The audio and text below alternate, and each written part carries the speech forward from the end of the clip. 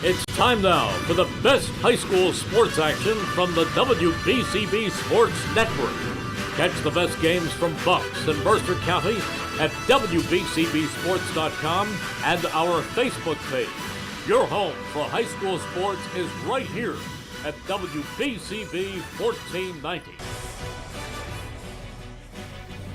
From sunny Nataukus Field on the campus of Lawrence High School, we welcome you to the Central Jersey Group 3 quarterfinals on WBCB, where this afternoon it's the number 5 seed Steinert Spartans taking on the number 4 seed Lawrence Cardinals. And a pleasant good afternoon to everybody alongside the 4-time Hall of Famer Rich Fisher. I'm Jordan Hirsch. We'll get to our insider Riley Mahalik in just a little bit. But Fish, all of a sudden Steinert and Lawrence, they've become very familiar with one another. Lawrence got a 12-1 win over the Spartans way back in early April, but then like Deacon Moore, today's starter for the Cardinals, said in his post-game interview following Lawrence's CVC semifinal win, this is a very different Steinert team than at the beginning of the season, and Steinert showcased that in the CVC championship game. They fell 3-1, but the game was competitive all the way throughout the course of the 2 days that it took to play. So this one should be a good one to decide who goes to the semis. Yeah, absolutely. I mean, you're right. This is definitely a different Steinert team than before. Steinert has, they've won, 7 of their last 10 games. And, they had that nail-biter 1-0 over Hamilton on Tuesday. That's pretty good momentum. But the Cardinals are one of the state's hottest teams. They've won 6 straight, 16 of 17. They're doing it in every phase of the game. Great pitching, timely hitting, solid fielding. It was all on display in a 10-0 win over Ewing in the first round. And to me, the big story today is the pitching matchup. Jim Mayer is throwing one of his battle-tested veterans in rider commit Deacon Moore. And Brian Giolella is countering with freshman Aiden Peach, who makes his first state tournament start. And if you're wondering why the chef is going with a freshman instead of senior Joe Maglione, there's a couple reasons. Giolella and pitching coach Rick Freeman, they both like Maglione coming out of the bullpen. They say he gives them a good weapon out of the pen. And he said if Peach falters at all, or just if they need to, if he goes his limit, they can bring in the fireballers with Maglione, Matt Morris, or Chris Simonka from the pen. So he likes the way that sets up his starting and then bullpen today. Secondly, Pete started the CVC tournament semifinals against Allentown and threw really well. So the coaches feel he can handle the pressure despite his young age. He's got the 3 basic pitches, fastball, curve, and changeup he'll try to use to keep Lawrence off balance. Now he's got a tough mound opponent in Moore, who takes the hill after allowing just 1 run and 2 hits in 3 innings against Steinert in the CVC final. Moore's crafty. He's a crafty hurler. He gets teams to chase his pitch. He struck out 38, only walked 2. 38-2, that's sick. And for a team like Steinert, which is scuffled at the plate and, likes to work its walks, Moore's going to cause issues and if he's on his game, and they need a good game plan when they go up there to take the plate. The old adage, it's tough to beat a team 3 times in the season, and that appears to be the case for Lawrence today as Steinert has really turned things around. Spartans are still not hitting, and that's witnessed by a team average under 250, but they are getting good starting and relief pitching, and they're figuring out ways to get just enough runs. And while obviously both teams want to win badly, this Lawrence team is built around a senior nucleus that's been together since Little League. And they reached the sectional final as freshmen, but have yet to be back. They are extremely hungry, to say the least. And, Steinert seniors are as well. They know it's their last chance. But for these Lawrence kids, when you come so close in 9th grade and don't get there, all you want to do is get back and finish the job. And this is the last chance for Deacon Moore, Aiden Crowley, Aiden Poot, Josh Vikrosky, Seneca Summers, Drew Dobkin, all these guys. This is their last chance to get that sectional title and hopefully move on to the states. They're not going to go down without a fight. I think this is going to be another great game, buddy, and I think everybody should just sit back and enjoy it. Well, it's a game that's being brought to you by Team Toyota, the Capital Health System, the Revere Restaurant, the New Jersey Education Association, Kessel Dermatology, Saul Funeral Homes, Chris's Auto Body, the Hamilton Township Education Association. The Trenton Thunder, DeLorenzo's the Berg, now open in Hamilton, Haldeman Ford, the Mercer County Prosecutor's Office, the Trentonian, and Hyundai of Trenton. We'll take a quick break, be back with lineups and first pitch of the Central Jersey Group 3 quarterfinals. Right after this, we'll get to our insider Riley Mahalik on the other side as well when we come back on WBCB. Hi, Merrill Reese remind you to come back home to traditional Italian cuisine at the Revere Restaurant, 802 River Road in Ewing Township. You'll always feel welcome at the Revere. It's like stepping back in time where you'll feel like you're dining in South Philly or New York's Little Italy. Start your meal with complimentary Hoboken bread. Choose from a menu featuring fresh seafood dishes, succulent steaks and chops, or homemade pasta dishes. You can even eat at the bar. The Revere is open 7 days for lunch and dinner. Private room available for special affairs, plus catering. For reservations, call 609-882-6365. That's 609-882-6365. Come home to traditional Italian cuisine. The Revere Restaurant, 802 River Road, Ewing Township. Hi, I'm Merrill Reese. Kessel Dermatology offers great cosmetic dermatology featuring the latest technology in cosmetics, including Morpheus 8 for skin tightening and scars, ultraviolet A and B light treatment for psoriasis, eczema, and itching. Kessel Dermatology now offers Genesis and XLV laser treatments for wrinkles, facial discoloration, scars, and hair removal. Kessel Dermatology provides Botox and fillers. Take care of your skin. Schedule an appointment with Kessel Dermatology.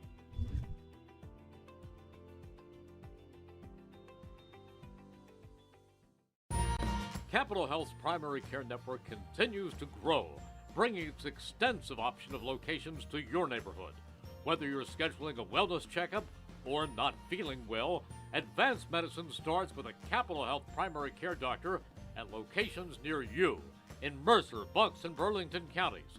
To find a Capital Health primary care location that's convenient for you, visit capitalmedicalgroup.org. That's capitalmedicalgroup.org. 1490 WBCB Levittown and Trenton, and video stream live at WBCBSports.com. Your home for the best local sports in Bucks and Mercer counties.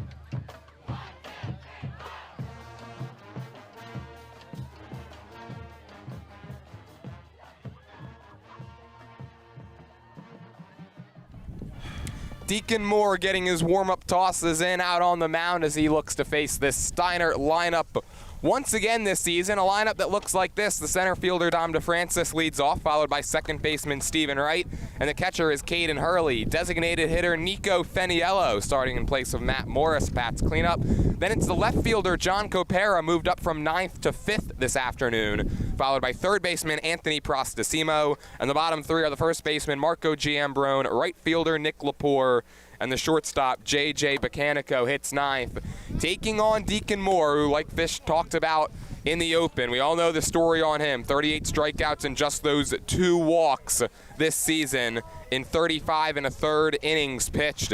He's allowed only 8 earned runs. It's a 1.58 ERA. He has faced Steinert twice out of the bullpen this year, threw a perfect inning against them back on April 2nd with 2 strikeouts, and then finished off the CVC championship game with 3 innings on last Wednesday, allowing 2 hits and striking out 4.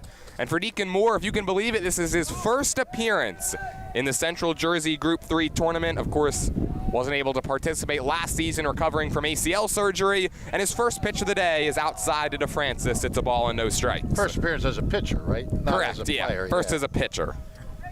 Hey, Ryan, I don't care if it's baseball or softball. 38 strikeouts to 2 walks.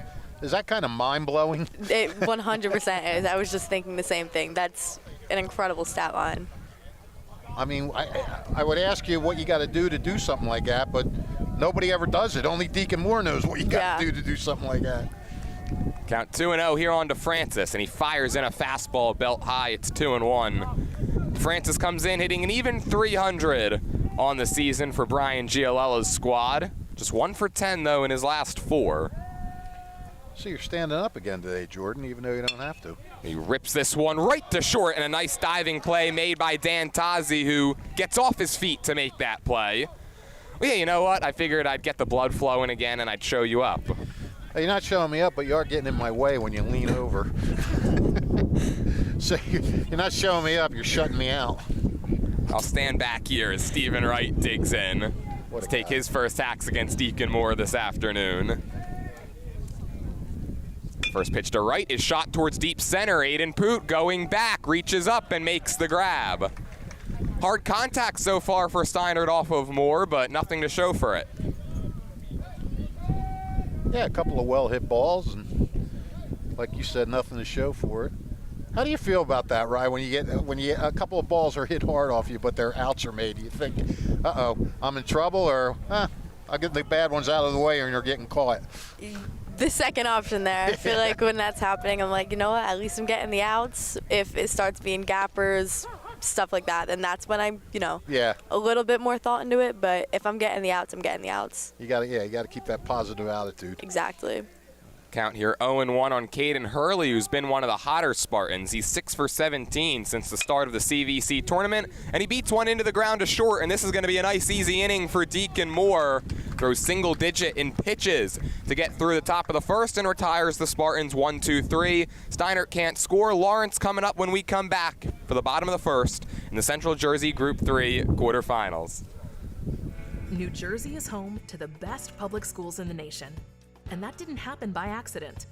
It's the result of parents, educators, and communities working together year after year to give our students a world-class education, no matter the challenge.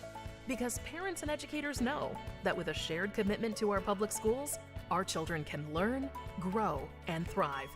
And together, we can keep New Jersey's public schools the best in the nation.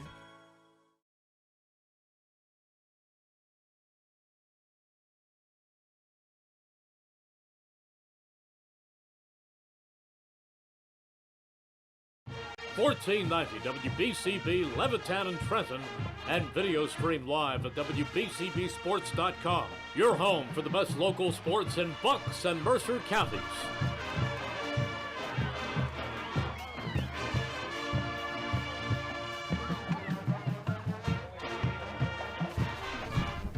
Since 1899, proud to be a part of your greater Hamilton Township community is Saul Funeral Home. Saul Funeral Home is a fourth-generation family-owned business that proudly supports our community and has guided families in Mercer County when they need it the most. You can learn more by visiting saulfuneralhomes.com. Quick 1-2-3 inning worked by Deacon Moore on the mound, and now he's going to lead off this Lawrence Cardinals lineup that looks like this afternoon. It'll be Deacon Moore to start, followed by first baseman Aiden Crowley, and then right fielder Josh Vikrosky. The shortstop Dan Tazi bats cleanup, followed by center fielder Aiden Poot and third baseman Connor Williver. The bottom three are the catcher Drew Dobkin, left fielder Shane Mitchell, and the second baseman today, Seneca Sumners. Facing freshman Aiden Peach, who of course now also making his first Central Jersey Group 3 tournament appearance. He actually made his first high school appearance against Lawrence back on April 2nd. Went 1 inning in that game, surrendered 4 runs, only 2 of which were earned, walked 1 and struck out 1. But Aiden Peach was very good in the 4 innings that he pitched against Allentown in the CVC semifinals, allowed only 1 earned run that was actually an inherited run that scored. He struck out 4 and walked 2, and in his most recent outing, even better, 6 innings, 1 hit, and no runs allowed. He struck out a career-high 8 batters against Bordentown on May 21st. So Fish, he's got the good vibes rolling and now facing perhaps the toughest lineup that he's going to see all season. Yeah, that's for sure. All right, Rye, think back 6 years ago. What's going through Aiden Peach's mind as a freshman making a state tournament, first state tournament start? What kind, I know you must have had some emotions when you did it. What's going through his mind? I'll be honest, probably some nerves, probably a little bit of nerves. It's a high pressure situation. There's always going to be a little bit of that. But I'm hoping for him that he can understand that he was the one who was chosen to be relied on in this situation. So just have the confidence to know that his coach wouldn't put him out there if he didn't know he could get the job done. Right. That's kind of how you looked at it when you went out there? Yes.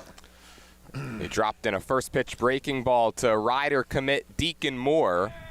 The count's 0-1. And I guess a good start is going to be key for him too, right? Have a good first inning, get some confidence going, don't get hit around. Yeah. Don't walk people. Being able to go right at these first few batters, just to be able to build off that going forward, I think that'll allow him to settle in and have that confidence for the rest of the game. Right. A ball and 2 strikes here on Deacon Moore, and of course he's going to be playing right up the road in just a few months when he goes to Ryder. And Ryder baseball team currently playing Florida in the first round of the College World Series in the Gainesville Regional. As Moore takes up high, it's 2 balls and 2 strikes. They're playing a back-and-forth affair right now against the Florida Gators and just tied them in the 9th inning, 7-7, for those of you wondering. Were you wondering, Rye? I was. I was too. Moore's down on strikes to begin the day. Aiden Peach picks up a K. Tied him up on a fastball. Yeah. That'll bring Aiden Crowley to the dish, a .333 hitter. That's a good start for young Peach. Lawrence coming off of a 10-0 shutout win over Ewing in the first round. It took them only 6 innings to discard the Blue Devils. The first pitch to Crowley, tails outside. It's 1-0. Cardinals have won 5 straight games over Steinert. Got to go back to 2022, the last time the Spartans picked up a victory over these Cards.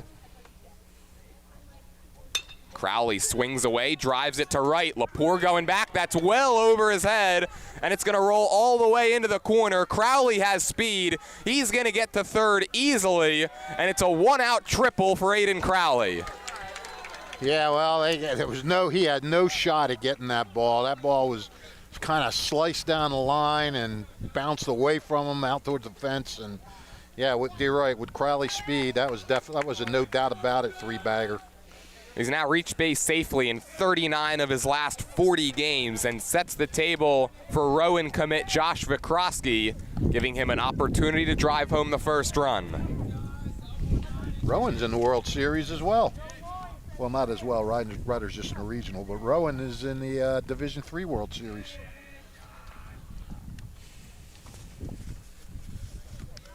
Lots of good baseball being played around New Jersey this year. Sure is. It makes up for some of the basketball. First pitch to Vikrosky is on just off the inside corner. No teams in the NCAA tournament. No men's teams in the NCAA tournament. Oh, not great.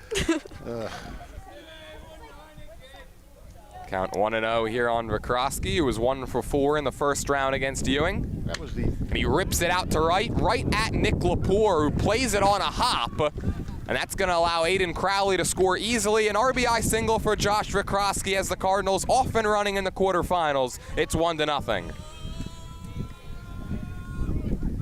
Well, Lawrence coming out attacking. You were all surprised that Lepore didn't charge that one? To be honest with you, I was writing something down and I didn't see how it was hit. So I was thinking the same thing there. There you go. Riley's with you. This is why we brought Riley in, to pay attention for you. You're doing a good job, Ry. Thank you. I was actually looking to see how many triples Aiden Crowley had, and that was his 3rd. That's why my head was down. So you cut me some slack on that, Mr. Pay Attention boy? I'll cut you some slack as Dan Tazi waves and misses. We do have unfortunate news to bring you. The Florida Gators have walked it off, winning at 8-7 over Ryder. What a game. Yeah, really. Well, remember a couple of years ago when Ryder beat Duke, was it? Coastal Carolina. Coastal Carolina, and they almost beat Duke. There was that ball down the right field line. It just went foul. That would have played it some runs.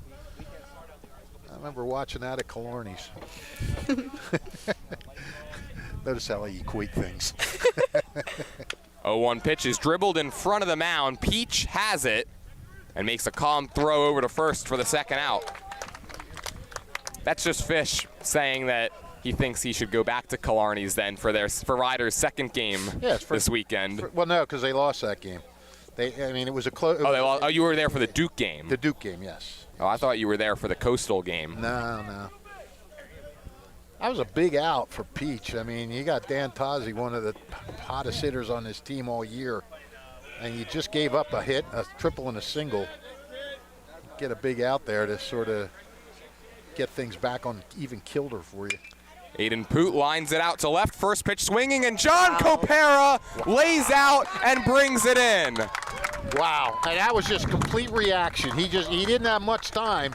I mean, the ball was hit hard. He just went over to his left and just, laid out, dove, and then made a great catch. And that's got to lift your pitcher, all right? Absolutely does. Great play. That's a run-saving catch from Copera, and it gets the Steinert Spartans out of the inning after only allowing the one. Cardinals on top 1-0 as we go to the second. Hamilton Township in Mercer County is fortunate to have many fine businesses that serve our community. Saul Funeral Home is a fourth-generation family-owned business proud to support our local schools and community. Their compassionate and caring staff is there for you and your family. They'll bring the closure you deserve while also celebrating the life of your loved one. Visit their website at saulfuneralhomes.com. That's saulfuneralhomes.com. Saul Funeral Home at 3795 Nottingham Way, Hamilton Square. Summer starts here at Team Toyota. Whether you're road tripping in the all-new RAV4, sprinting through your sports schedule in the Sienna, or hitting the farmer's market with friends in a Camry, Team Toyota has a huge selection of new and certified Toyota models, hybrid, electric, or gas. We've got the right option for your drive. Plus, our award-winning service centers will keep you on the road all summer long. Team Toyota, ready for wherever summer takes you. Stop in today or visit teamtoyota.net. 1490 WBCB Levittown and Trenton, and video stream live at WBCBSports.com. Your home for the best local sports in Bucks and Mercer counties. Back here from sunny Nataukus Field for the top of the second in the Central Jersey Group 3 quarterfinals. Lawrence on top 1-0, but it could have been a lot worse. John Copera made a diving catch in left field to end the first inning for Steinert. He's due up next in Brian Gialella's order, but first it's Nico Feniello digging in, and he takes a first pitch strike. That really was a great catch. My goodness. Fouled away towards the parking lot. It's a ball and a strike. Yeah, so far we've seen two really good defensive plays in this one. Dan Tozzi to start the ball game, and then John Copera there to finish off the bottom of the first. It was almost like, even though he's in the outfield, it was almost like Copera didn't have much time to react. It was almost like a long line drive to an infielder, but it was in the outfield, and he just had to get over there and lay out, and what a great job. Yeah, both teams have been making good contact so far. We've seen a lot of hard-hit baseballs. As much as we've seen some errors this week, we've also seen some incredible defense. Some of these big plays, big time.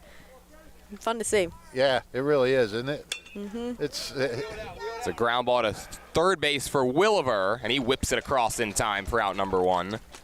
I mean, people come to games and they like to see runs scored and everything like that, but if seeing great defensive plays can be just as thrilling at a game as seeing a guy hit one over the fence. No, I completely agree. I don't know if it's the pitcher in me, but I'd rather see a clean defensive game with some good plays than high scoring anytime. Yeah, it's the pitcher in you.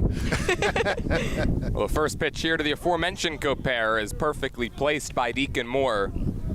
That's how both of these teams have won a lot of their games this year, playing clean baseball, making the defensive plays. Of course, Lawrence has a bit of an advantage playing on turf, but still always a very sound defensive team as Copera shoots this one back where it came from. And that's the first base runner of the day for Steinert. John Copera moved up in the lineup, and it pays off with a one-out single.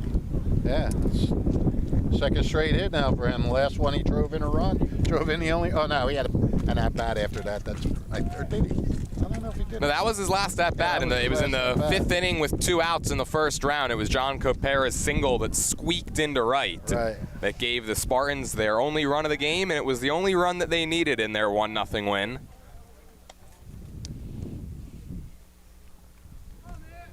This is Anthony Prostasimo, the third baseman now. Prostasimo, a .212 batting average.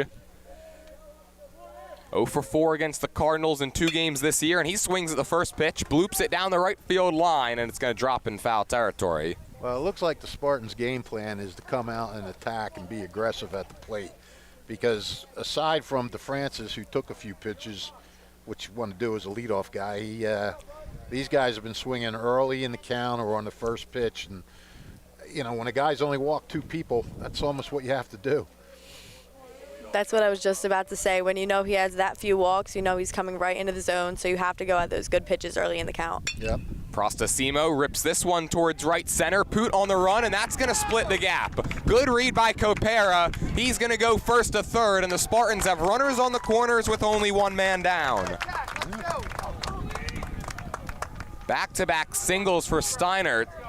And now Marco Giambrone with a chance to draw the Spartans back even. Paul Sperano going to go out and have a little chat with Deacon Moore. And while he does that, I'll let you know that Chris's Auto Body hopes that you're enjoying today's game. They're 20 short minutes from Hamilton Township in Fairless Hills. Chris's Auto Body is family owned and operated by Hamiltonians and have been in business over 60 years with 3 convenient locations: Business Route 1 in Fairless Hills, also in Lambertville, and in New Hope. Okay. So, Jordan, you want to talk about insider info. Brooke Wells from Alabama, who hit the winning 3-run homer last night against UCLA, former teammate of Riley Mahalik at Houston last year. A pair of former Cougars. Yep, and they were texting each other last night. Did she have anything exciting to say, Rye, in those texts? She was just over the moon excited. I was so happy for her. Fun fact about her, earlier in that game, she collided with the catcher and busted her lip open. Oh, wow. And then I think it was like the next at bat, she went up and hit that home run. So I was like, all right, guess you're not feeling too bad. That's right. That's always nice. You get your lip busted and then you bust one. Is she a power hitter by trade or? Yeah, big time. Yep. She was one of my roommates last year. She was your roommate? Yeah, she was my roommate. Wow. 0-1 here to Giambrone is way up and outside, and it's 1-1. Well, Giambrone, I guess, has been the main power guy for Steinert this year. We've seen him make some real good contact in the month of May. Looking to power the Spartans past the quarterfinals for just the 2nd time since 2014. And he hits this one the other way down the left field line. Mitchell reaches down and can't get it. Giambrone will tie the game, and 3 straight singles has Steinert level at 1. Wow, a little blooper, and Mitchell came in. I don't know if he thought if he had it or not. He just kind of turned his glove at the last minute, but it bounced, and Steinert wasting a little time here, coming right back. Well, it's just the 9th earned run that Deacon Moore has allowed this year. And the Spartans certainly looking for more. Nick Lepore will dig in with 2 on and still only 1 man down. Yeah, and if you're Steinert, I mean, you want to get after it now. You still have an opportunity here. You want to cash in. First pitch to Lepore, he swings away and hits it foul. Look out, cars. That's why we park far away here, and we hope that foul ball didn't hit a car, although it looked like it might have. If your car does get dinged up, you can head over to 212 Lincoln Highway and visit Chris's Auto Body.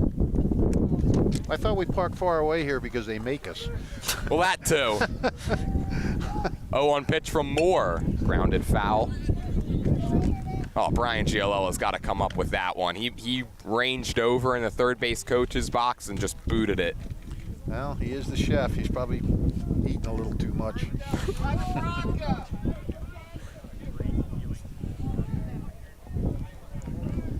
Infield about halfway for the Cardinals as they are hoping for a double play ball. 0-2 to Lepore. Ground ball, just foul. And we'll do it again, 0-2.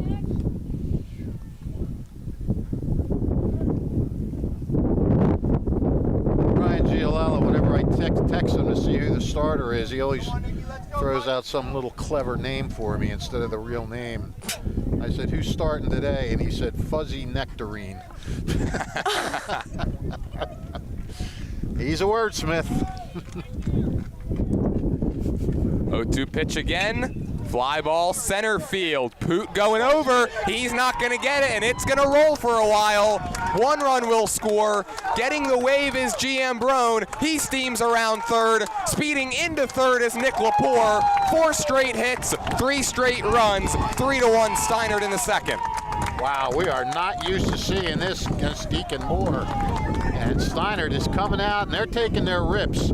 They're not messing around, and they're getting some good contact. That ball left the bat quick. Yeah, Steinert, they're looking real confident whenever they're letting it rip up there. They're driving some balls today. Yeah, I mean, maybe they figure some things out.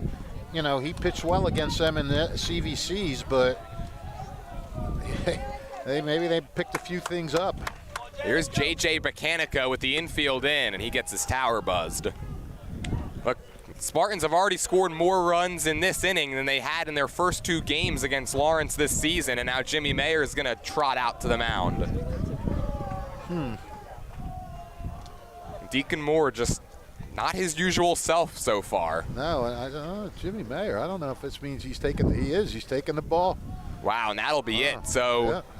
Jimmy Mayer's seen enough. Just 1 1/3 innings for Deacon Moore this afternoon. Aiden Crowley is going to take his place. He pitched a perfect inning on Wednesday against Ewing, and so he's going to be asked to do some heavy lifting. Runner on third still for the Spartans. Already 3 home in the frame. We'll take a break. Be back after this on WBCB.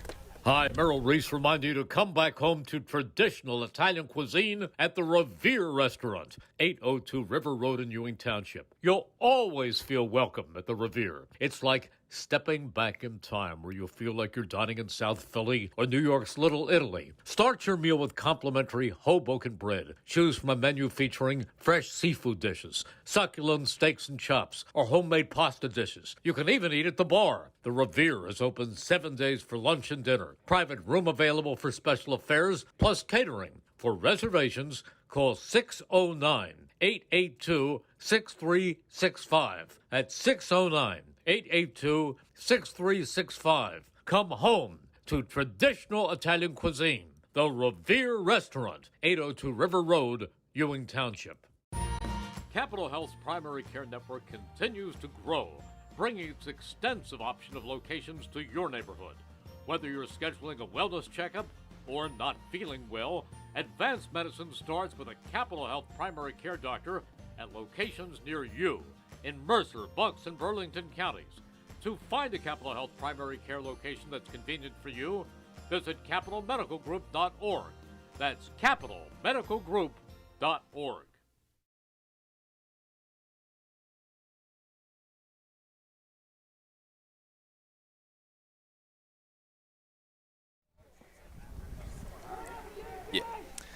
Aiden Crowley takes the place of Deacon Moore, who lasted just an inning and a third. And the count now 1-1 on J.J. Bacanico. Crowley inherited that 1-0 count, and also that runner over at third, who's Moore's responsibility. Crowley a 2.48 ERA this season. Deacon Moore, I think here's a fly ball to short center.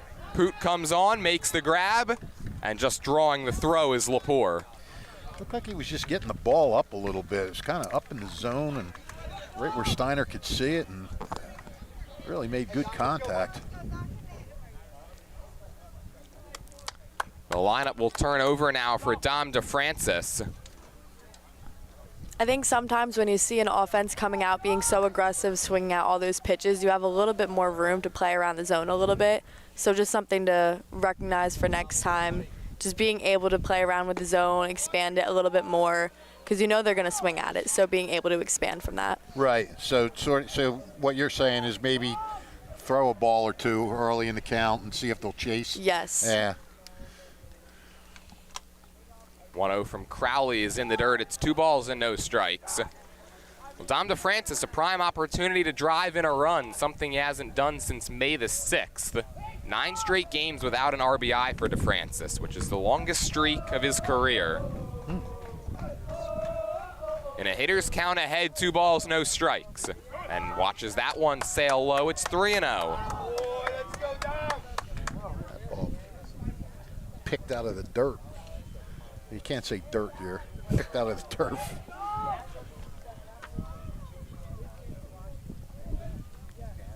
That's over at the knees. It's 3-1. Aiden Crowley, another one of those pitchers with great command. Nothing like Deacon Moore with just the 2 walks on the year, but he's only walked 10 in 36 2/3. Francis is 0 for 1 today. And he draws a walk.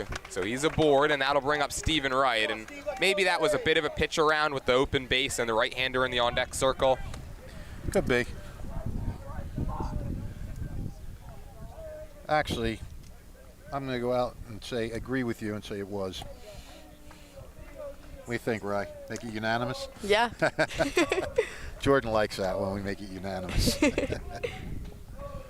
We finally have been agreeing on stuff these last couple of weeks as Wright squares, runner goes, and just a pump fake from Drew Dobkin. So DeFrancis has another stolen base. Now a base hit could bring home 2 more. How big would that be for Steinert? With a 5 spot on the board.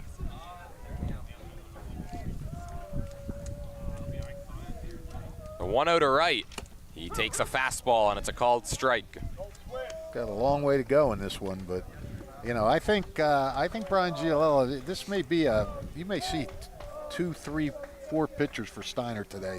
He may make this a bullpen game.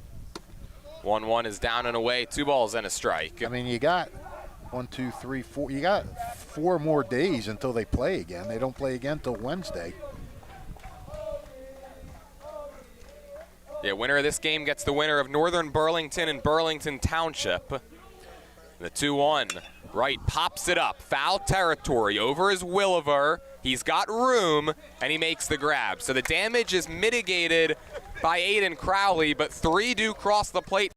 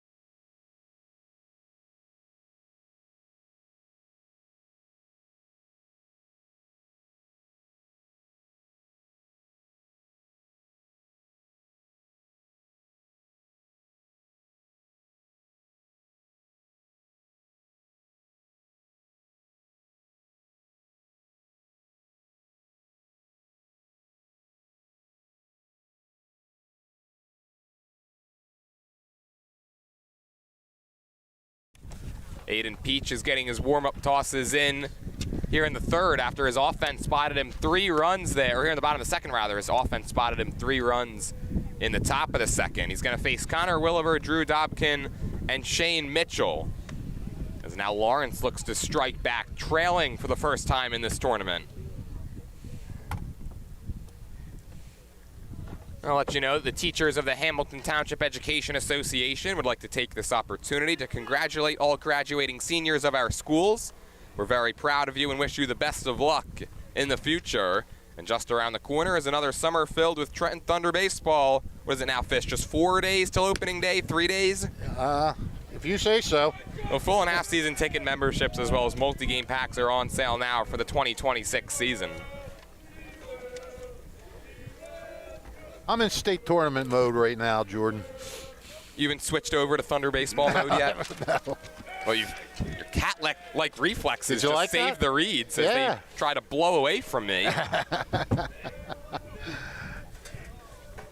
Cat-like reflexes, wow. You flatter me so. All right, we're back on the air, right? Perfect. Connor Williver digs in for the first time against Aiden Peach. And he takes on the outside corner. Williver, he came back from injury at the beginning of May. First time he swung the bat was in the CVC semifinals, collected a hit against Heightstown, but nothing since. And he's quickly behind 0-2. Williver has been on base in all 4 games since returning at the plate. He's walked in each of his last 3. Drove in the winning run against Ewing for a 10-0 6th inning walk-off. The 0-2 to Williver is popped foul. Into the parking lot. You want to do that read again? Actually, that one didn't even reach the parking lot. It reached the trees that are just directly behind us. Listen, I've heard that read said when the ball's nowhere near a parking lot. 0-2 is foul tipped, and Caden Hurley couldn't hang on. Well, see, the thing is here at Lawrence, we actually do have a parking lot that we could use that read for. Right. So we don't have to stretch it. Yeah, we don't have to stretch. I was going to say something else that you said yesterday. But all right, let's not bring that up. Another 0-2 pitch to Williver. He takes, and it's just off the plate. Some groans from the Steinert faithful, and there's a lot of them here that have made the short trip. Yeah, and they're all sitting right next to us here behind the backstop.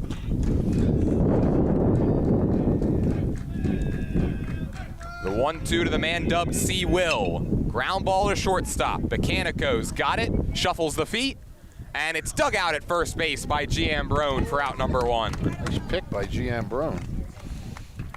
That ball wasn't hit that. I mean, it stayed on the ground for a while. It took its time getting there. So he had to make a pretty quick throw to get it. It's my first Steinert road game. I'm not used to seeing these uniforms. Well, these aren't even their typical road unis. It's more of an alternate. They look, are they black or are they really dark green? They're black with the gray pants, the gray hat. Dobkin first pitch swinging, hooks it down the left field line and just out of the reach of Prostasimo. And Drew Dobkin's aboard with a 1-out single. Just lash that down the line. Prostasimo with an all-out effort that time. Thought we might see another spectacular defensive highlight. Instead, runner on first, and here comes Shane Mitchell. He's been playing these last few games with Andrew Benitez struggling. Left on left, the pitch. Breaking ball, cue shot, charging Bacanico, gloves, fires, and he's just silky smooth out there. Yep, that was not an easy play, but he made it look easy.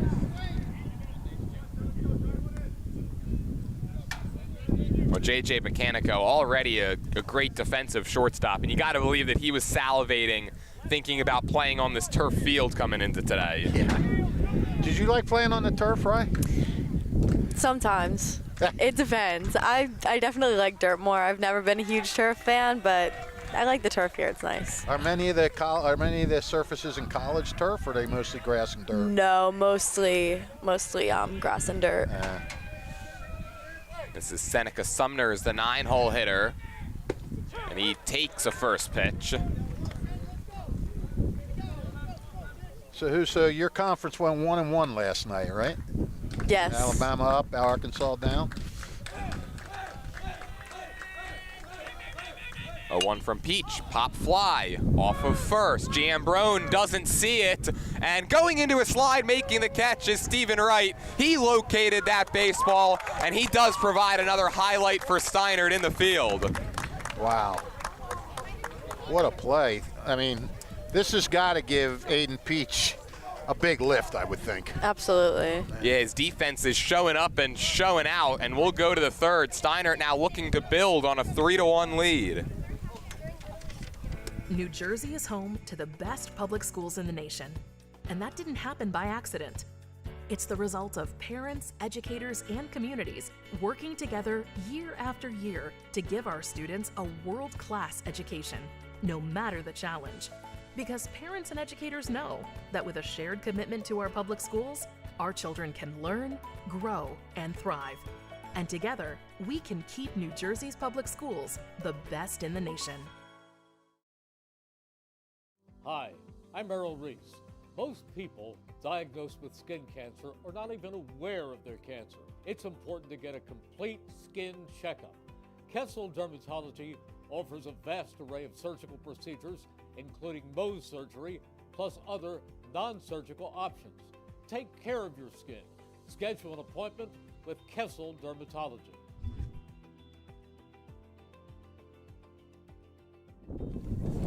Now open in Hamilton is DiLorenzo's The Berg at 147 Sloan Avenue. They've got the highest quality pizza, and they serve it warm, friendly service since 1938. The tradition of Chambersburg's iconic tomato pie back in Hamilton at 147 Sloan Avenue. Top of the third here in the Central Jersey Group 3 quarterfinals. Spartans on top 3-1. And the first pitch to Caden Hurley is over for a strike.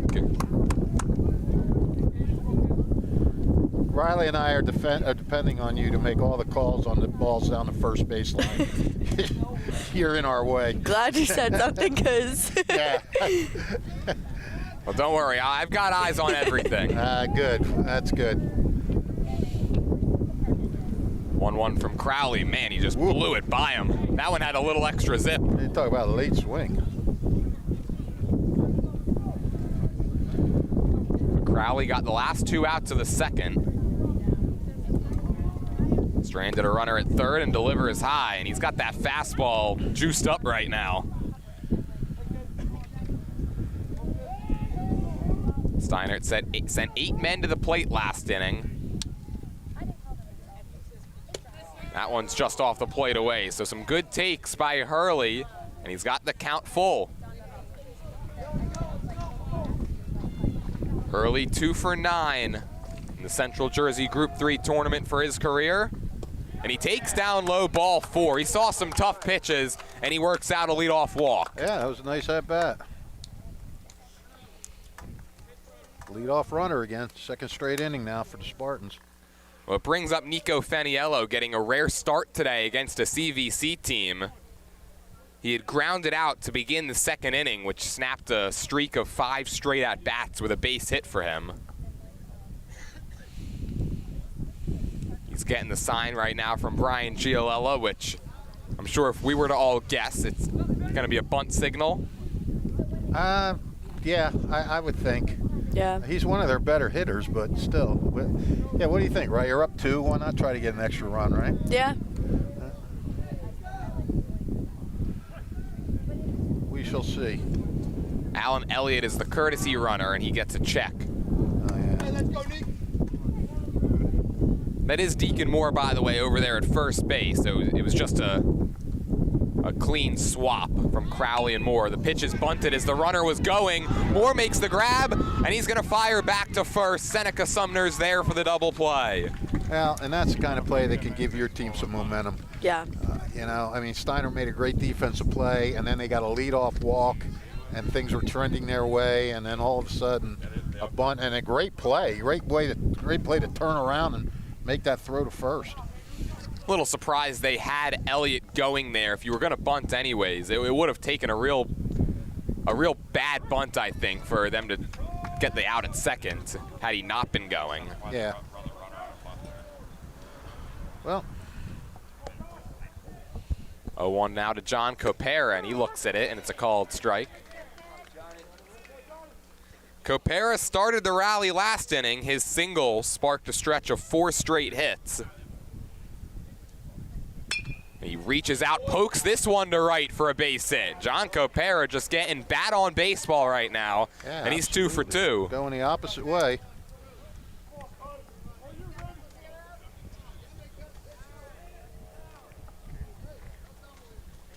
Well, Copera, he's been swinging the bat a lot better now. He now has 5 hits since the CVC semis. He had 3 hits in the 3 weeks prior to that.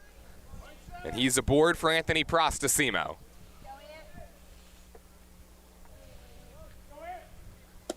Slide step that time from Crowley, and it's low. Steiner is just relentless. I mean, they get a walk, they bunt into a double play, they come back, they get another hit.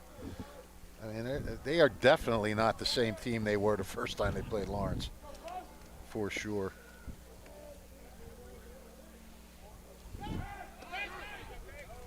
Well, that time Copera was leaning a bit. Hey, Riley, can you tell when you watch a pitcher, can you tell a little by their body English how they're kind of feeling, or is it a tough tell? 100%. I think that body language in the circle is one of the biggest things that it's important for a pitcher to control. They got him down there at first base. Yeah, Capera was leaning a little too far, and he says, Riley, hold that thought. Finish up that story on the other side as we go to the bottom of the third here in the Central Jersey Group 3 quarterfinals. Summer starts here at Team Toyota. Whether you're road tripping in the all-new RAV4, sprinting through your sports schedule in the Sienna, or hitting the farmer's market with friends in a Camry, Team Toyota has a huge selection of new and certified Toyota models, hybrid, electric, or gas. We've got the right option for your drive. Plus, our award-winning service centers will keep you on the road all summer long. Team Toyota, ready for wherever summer takes you. Stop in today or visit teamtoyota.net. Celebrating 50 years of business and supporting your community is Haldeman Ford, Route 33 in Hamilton Township. They've got it all, new and pre-owned cars, trucks, and SUVs, plus work-ready trucks and a great variety of EV vehicles. Haldeman Ford here yesterday, here today, here tomorrow, celebrating their 50th year in business.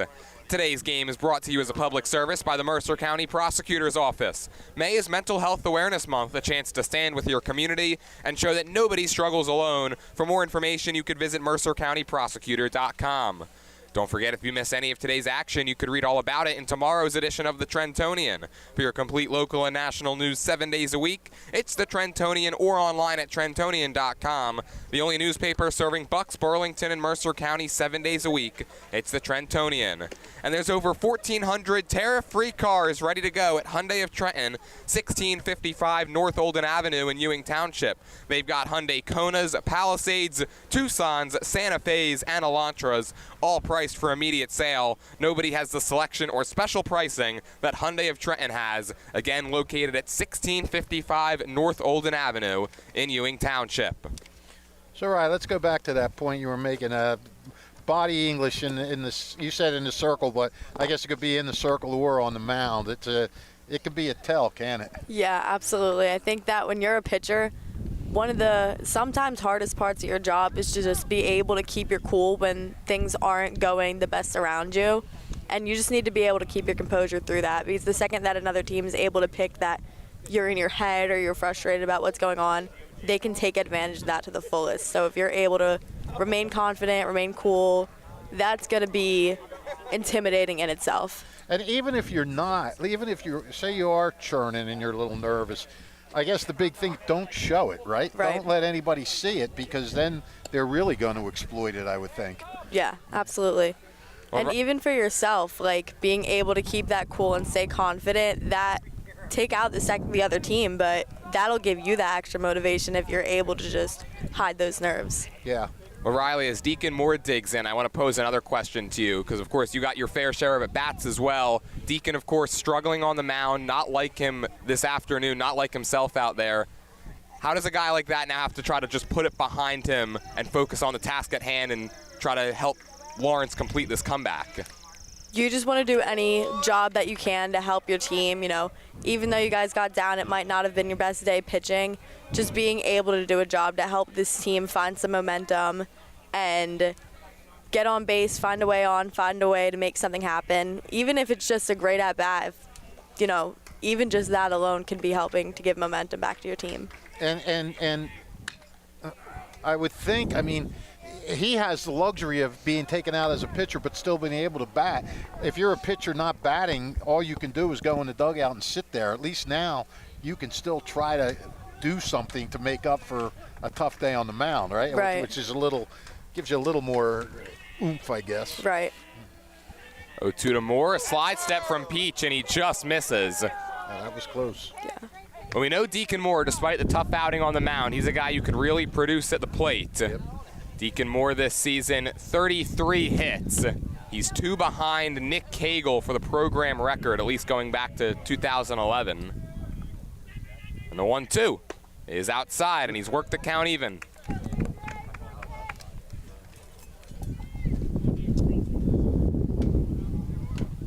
Deacon Moore now 6 for 23, in this being his 9th career Central Jersey Group 3 game, and he rolls it foul to stay alive. We had 2 points made off the air after Steinert's great defensive play at the end of the inning. Jordan talked about the momentum going Steinert's way, and then after what just happened that last inning. For Riley said, talk about the momentum going back the other way. It's momentum is going both ways here. Well, Deacon Moore's putting together a nice at-bat to begin the bottom of the third. Trying to get on base and get Aiden Crowley and Josh Vikrosky a chance. Those two are responsible for the first run of this game. Crowley tripled in the first. Vikrosky then brought him home with a single. And the 2-2 once again from Aiden Peach. Breaking ball rolled foul again. By the way, Riley, what do you think of these stats that we get from the Lawrence coach, Jim Mayer, these handwritten stats? Have you ever seen this? I wouldn't even know where to start looking at those. There's old school, and then there's really old school. 2-2 again, dribbler in front of the plate. And that's Aiden Peach's responsibility, and he makes the throw. And that's the first out of the third, so Aiden Peach wins that battle. And here comes Aiden Crowley. Yeah, Jimmy Mayer, I'm not sure if he realizes that it's 2026 yet, but you know, it is certainly a different look, that's for sure, when we come here to Lawrence and we learn the numbers. Well, whenever there's something remotely, you know, techie about anything, his first thing is, I got to talk to my daughter. Shannon Mayer is the Bill Gates of the family.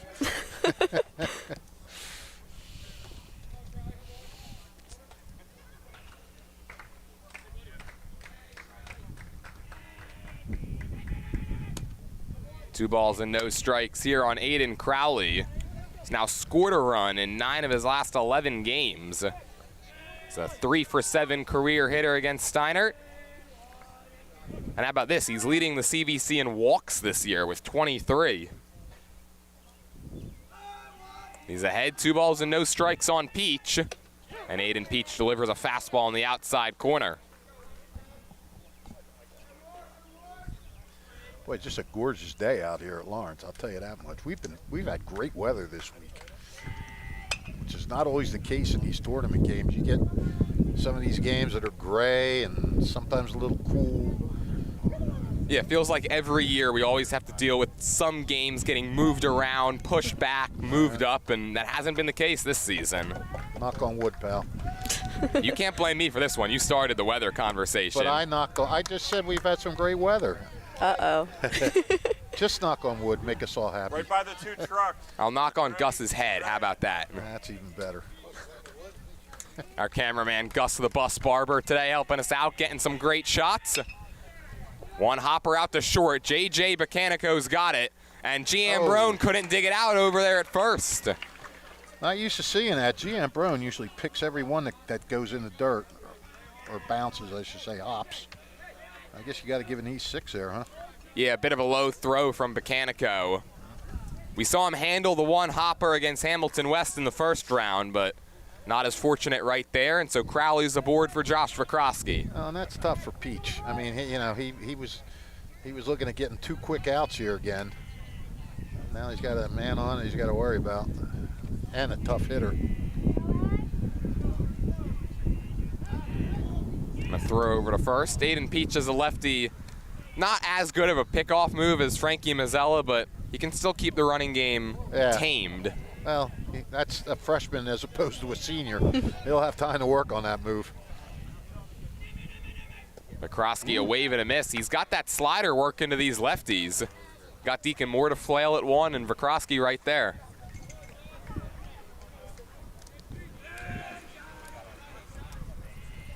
I mean, talk about composure. For a freshman out there, he is doing a very good job of keeping his composure. He doesn't, if he has nerves, he's not really showing them, and he's just going right after this strong offense. Yeah, absolutely.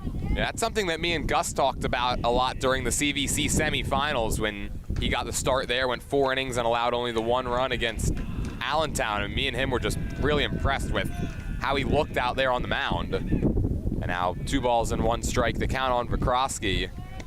Freshman in name only. Right.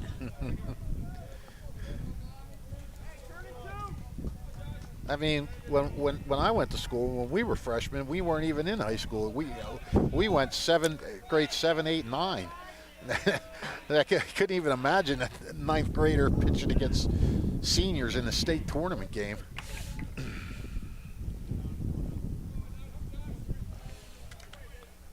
Yeah, not only that, but seniors who have just a ton of state tournament experience and a class that has won 16 of their last 17 games. As Vikrosky rockets it into right field, that's going to skitter along the turf and roll all the way to the wall. Aiden Crowley's off to the races. He hits third and comes home. Vikrosky heads to third.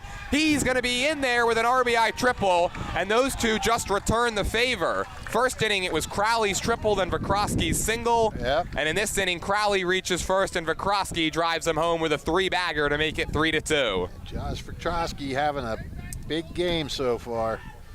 And boy, when he's swinging it right, what a beautiful swing he has. It's his 14th extra base hit of the season and his 4th triple of the year. And now Rick Freeman wants a word with Aiden Peach with the tying run standing 90 feet away with only one down. Yeah, this is I think this is what do you think, right? Like a settle down, don't worry about it type of thing. Yeah. Try to get him out of his head for a little bit. Just, you know, he can't help the error. He can't do anything about that. But now being able to limit the damage here and go right after this next batter.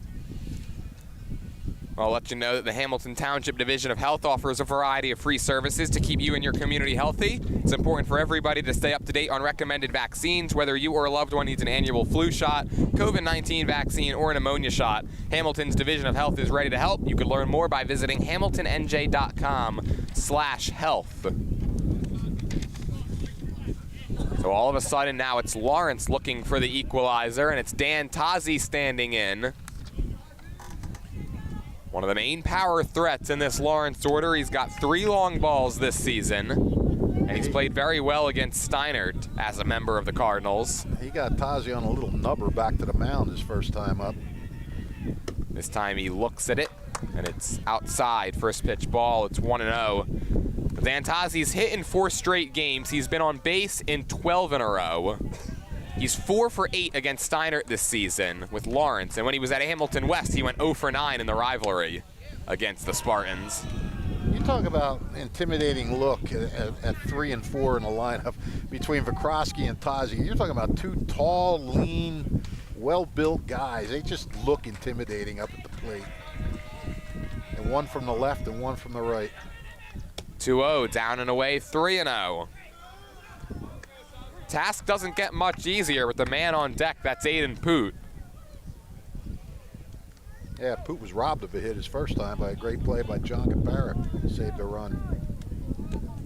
Infield in across the board for the Spartans, looking to cut off that tying run at the plate. And they won't have to here. It's a 4-pitch walk. That's the first free pass allowed by Peach this game. And it puts runners on the corners. Caden Hurley tried to sort of pull that back in and get straight there. Was not successful. Do you watch catchers as much as you watch pitchers sometimes, Rye, since you deal so closely with catchers? Yeah, sometimes I do. Yeah. It's an interesting position, isn't it? Yeah. one which I'm thinking you didn't want. Nope. I think I caught 2 innings when I was like 10. Wasn't for me. That was enough. The kept having to tell me to scooch up because I was too far from the batter. You were just protecting yourself. Yeah, right. exactly. I don't want to get hit. Who could blame you? Yeah, I'm not jealous of them. It's Poot flies it to center. DeFrancis going back. He puts it away, but that's going to be plenty deep enough to work as a sacrifice fly. Josh Vikrosky cruises home, and this game's all even up at 3 here in the 3rd. But Francis was very smooth on that, wasn't he? Just sort of glided under it. Yeah. Well, he knew he wasn't going to have to make a throw home. There was going to be no chance. Right. And I guess if you're Aiden Peach, you take the out. Sure. Yeah. So 2 down, runner on first, Central Jersey Group 3 quarterfinals, 3-3 game, and here's Connor Williver for Lawrence.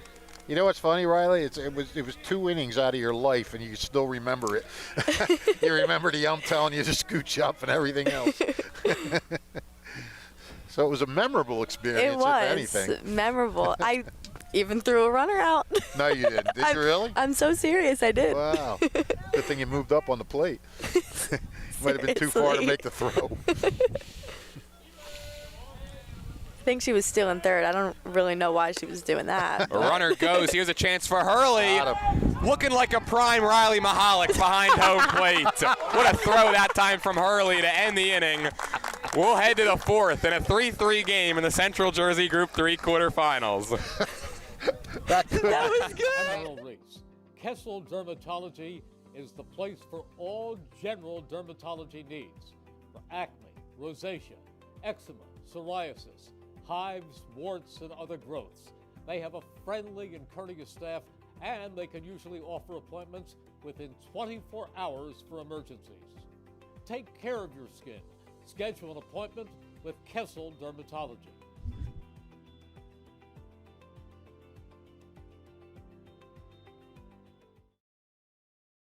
Hamilton Township in Mercer County is fortunate to have many fine businesses that serve our community. Saul Funeral Home is a fourth-generation family-owned business proud to support our local schools and community. Their compassionate and caring staff is there for you and your family. They'll bring the closure you deserve while also celebrating the life of your loved one. Visit their website at saulfuneralhomes.com. That's saulfuneralhomes.com. Saul Funeral Home at 3795 Nottingham Way, Hamilton Square. Chris's Auto Body hopes you're enjoying today's game. They're 20 short minutes from Hamilton Township in Fairless Hills. Chris's Auto Body is family-owned and operated by Hamiltonians and have been in business over 60 years. 3 convenient locations, Business Route 1 in Fairless Hills, also in Lambertville, and in New Hope. We go to the top of the fourth here in the Central Jersey Group 3 quarterfinals. 3-3 ball game between the 5-seed Steinert Spartans and the 4-seed Lawrence Cardinals. And Anthony Prostasimo will lead off this inning, facing Aiden Crowley, who's looked very good out of the bullpen. No, that makes sense then. See you later. Tell me where you're going to be at night. I will. I'll let you know. Maybe Ben Iron. Now I know where to avoid tonight, Fish. That one's over for a called strike. It's 1-1. I'll let you know. I think, Fish, you should be called our insider from now on. You give us the insight into all your conversations. The 1-1 to Prostasimo is outside. I'm going to have to put this headphone further away from me, I guess. So, Ray, when you were going back saying, I don't know why they tried to do that, they were testing the young catcher. They wanted to see what they could run on you. That's true, and they couldn't. They couldn't run on me. That's right. Were you giving lessons to Hurley before the game started? Had to give my knowledge. That's come right. on. It's one thing to be a good player. It's another to spread your knowledge to the rest of the people. It's a full count here on Prostasimo. Again, you talk about, the defense has been a big momentum changer in this game, both ways. Sometimes you talk about a big hit or a big strikeout, but defensive plays have really been a big deal in this game. Huge. Yeah, and it's been the defense that has kind of sparked the offense, because it was John Copare's diving play to end the first. Spartans come back and score 3 runs. Yep. As Prostasimo fouls another one off. And then Lawrence gets the nice defensive play in the top of the third, the double play ball. And they strike and get 2 more in the bottom of the third. Yeah, it's been a good game, back and forth. Another full count pitch coming to Prostasimo, and he again hits it foul and out of play. And we hope that foul ball doesn't hit a car, but if your car does get dinged up from broken windshields to dents or major auto body work, call Chris's Auto Body with 3 convenient locations, including 212 Lincoln Highway, Business Route 1 in Fairless Hills. This is a fly ball in fair territory. Aiden Poot settles underneath it and makes the grab.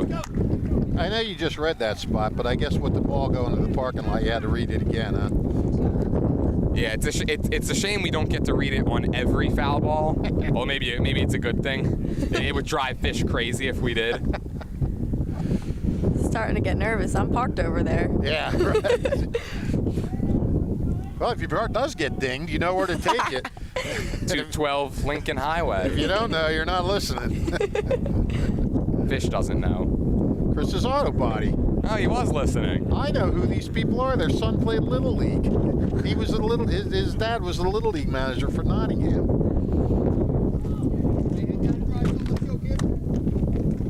I know things, Mel. 0-1 cut on and missed. Giambrone late on another fastball. Well, I'll never question your knowledge when it comes to the Mercer County area, that's for sure. Well, I've been wrong a lot. 0-2 from Crowley, fouled off. These Spartans, whenever they get into a 2-strike count, they're just making Aiden Crowley work out there. In fact, Steinert still has yet to strike out in this game. Let's go. Nope. Another 0-2. Well, right on cue, right? Yeah. Marco Giambrone is down on strikes, and there's 2 down. You are on a roll. Knew it was coming, too. Yeah. I had a good feeling. Well, you know, the Jordan jinx giveth, like in the case of Mia Pope yesterday with her home run, and it taketh away in the case of Marco Giambrone. I did enjoy that little meme. Did you send Riley that meme? I didn't know. We'll have to provide context here. I'll send it to you, Rye. All right. Yeah, but you do have to provide context. The pitch to Nick Lepore is up and in. It's a ball and no strikes. So last year, speaking of Little League, me and Fish called the Little League tournament, the 11-year-olds at Sunnybray, and for Nottingham, Matteo Pandolfini had hit a home run right after I got done saying in the pregame that we hadn't seen a home run left yet in this tournament. I asked Fish if we were going to see one today. He said no. Second batter of the game, Matteo Pandolfini, who also threw a no-hitter in that game, by the way, goes deep. And the 1-1 from Crowley is down to way 2-1. I'd stitched together a meme with the SpongeBob, the 12 seconds later meme of Fish saying we weren't going to see a home run and then the home run. So yesterday I made another one with me saying that Mia Pope wasn't a power threat and then her hitting a long ball. Yep. That's great. I enjoyed it. I told Fish, I texted him last night, and I said that you're now no longer the only victim of the meme.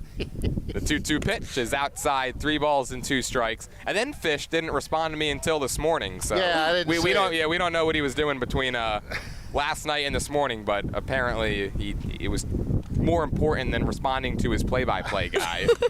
I was watching the morning show on Apple TV. Very good series. Heard that's a good show. Yeah, it really is. And Nick Lepore draws a walk. So you were watching the morning show at night? Yes, well, that's when you watch it, yes. And now they're not even on the, well, I'm not going to get into it. That was my wife Barbara's suggestion. It was a very good suggestion. She thought all I wanted to do was watch Blood and Gore because we were watching, you know, Tulsa King and Landman and all that stuff. But I'm enjoying this. J.J. Bacanico digs in. He's 0 for 1, and he swings away and fouls it off. No balls and 1 strike to count on the Steinert shortstop. Well, if you got Apple TV, Fish, I might need your password to watch the Phillies game tonight. Oh, is that what they're on tonight? Yeah. Oh.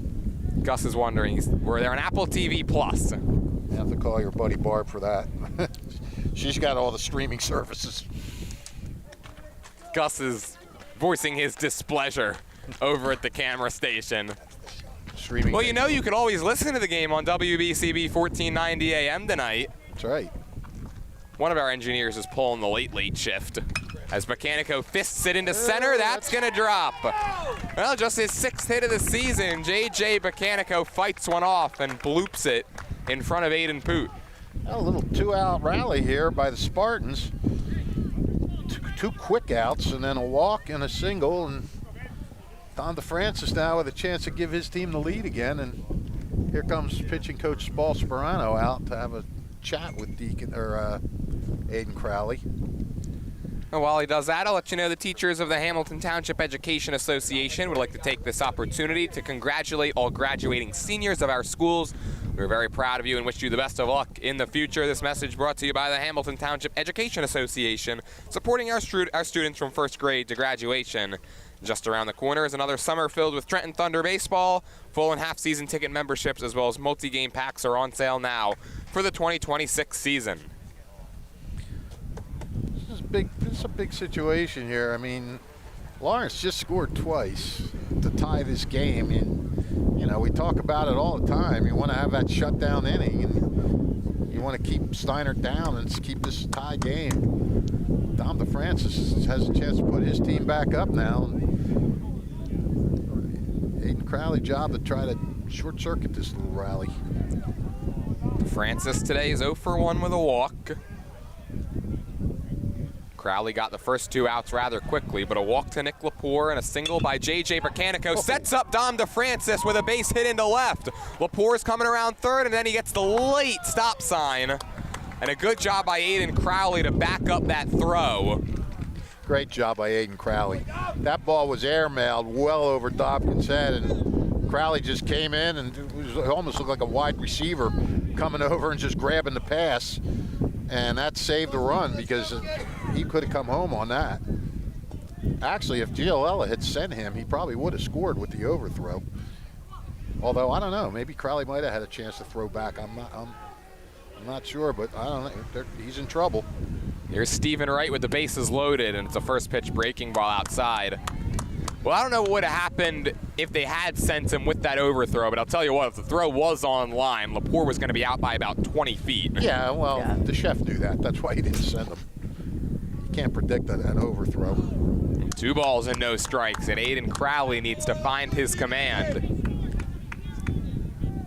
Then again, though, Ryan, aren't we the ones that always say you got to make a play? Yeah. Yeah. Very true. Spartans looking to take the lead back. Now 3-0. You can talk about body language. This doesn't look good right now, does it? No. Crowley wants a shutdown inning. Yeah, frustration is the word. Trying to dial it back in. The 3-0 pitch is on the inside corner. Stephen Wright didn't like it. Count still in his favor, 3-1. Well, he obviously had the green light there, but I'm sure they're going to let him go now. And if he gets one he likes, he better take a rip. He does, and he sends it skyward and back towards the parking lot. That ball's going far. Well, it battled back to a 3-2 count, so here goes the merry-go-round. Biggest spot of the game right here. Top of the 4th, 3-3 ball game. 3 balls, 2 strikes, 2 outs, and the bases full of Spartans. 3-2 from Crowley. Outside, ball 4. Stephen Wright works a walk. 4 straight base runners for the 2nd time today, and Steinert retakes the lead. It's 4-3.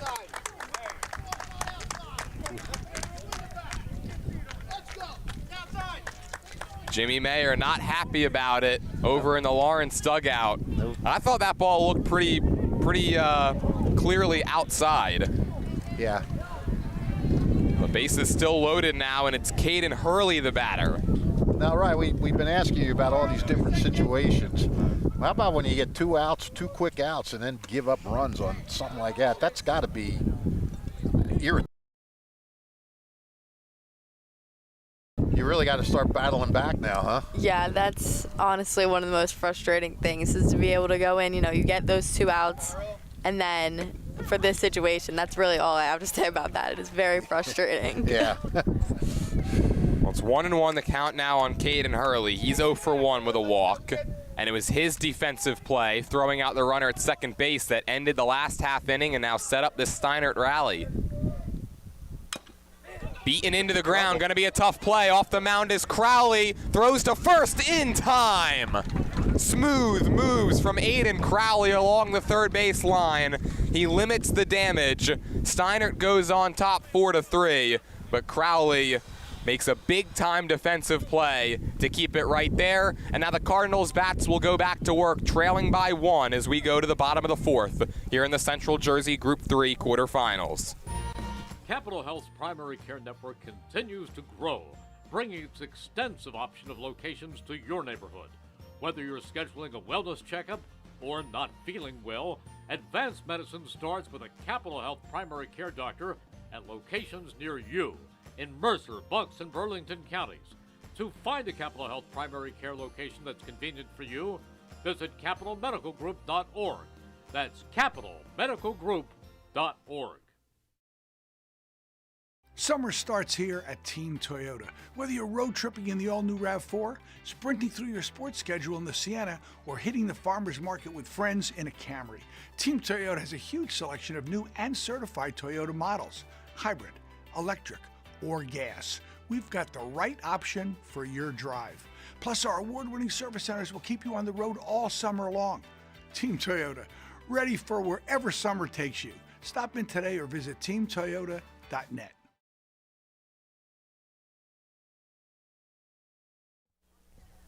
Now open in Hamilton, DiLorenzo's The Berg at 147 Sloan Avenue. Tyler DiLorenzo, third-generation pie maker, brings his iconic Trenton tomato pies back to Hamilton. Since 1938, the tradition of Chambersburg's iconic tomato pie is now back at DiLorenzo's The Berg in Hamilton, 147 Sloan Avenue.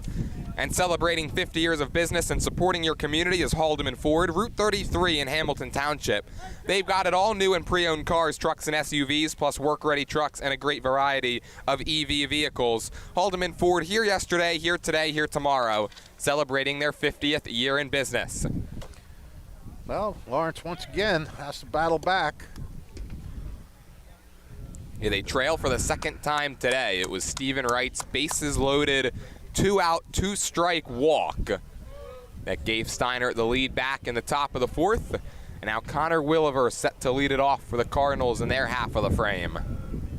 And going back, that was a big-time play by Crowley, because he had to get pretty far off the mound. He had it almost over to the third baseline, and then turn and had to make a perfect throw. And fortunately, I mean, for Lawrence, fortunately, you know, Caden Hurley is a catcher. Traditionally, catchers are not the fastest guys on the team, and he did have time to throw him out, but it was it still had to be almost a perfect defensive play to do it. Connor Williver today, 0 for 1 with a ground out to shortstop. Although we were talking off the air, Gus was a catcher, and he said he could get from 0 to 60 in 5 minutes.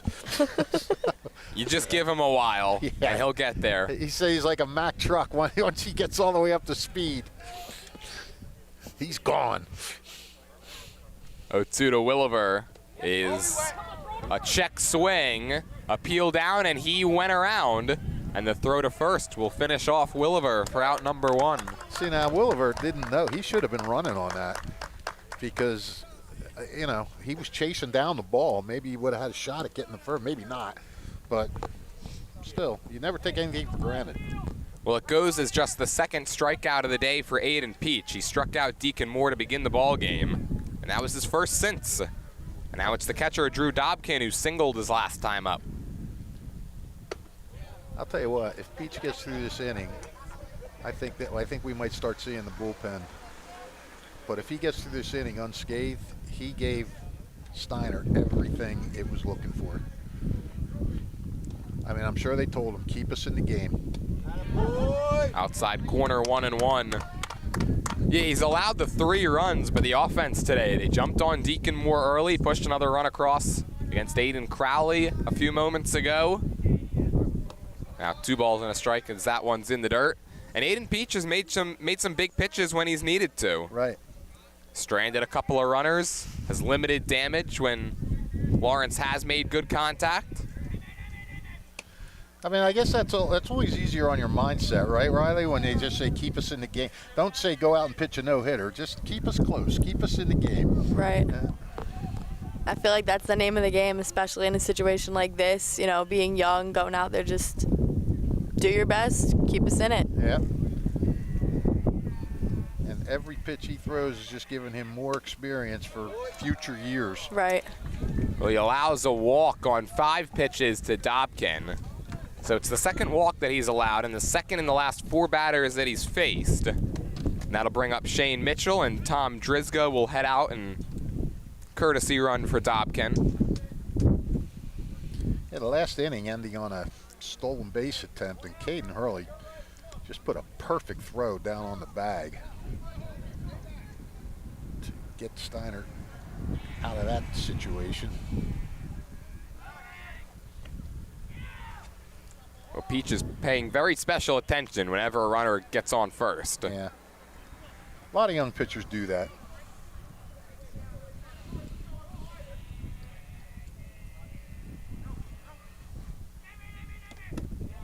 That one catches the outside corner. He's pitched these left-handers backwards. It feels like he's starting every single one of them with a breaking ball.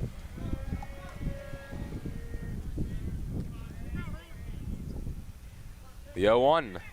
Mitchell slaps it foul, 0-2. Mitchell look a little fooled on that one. Like he's taking a late swing.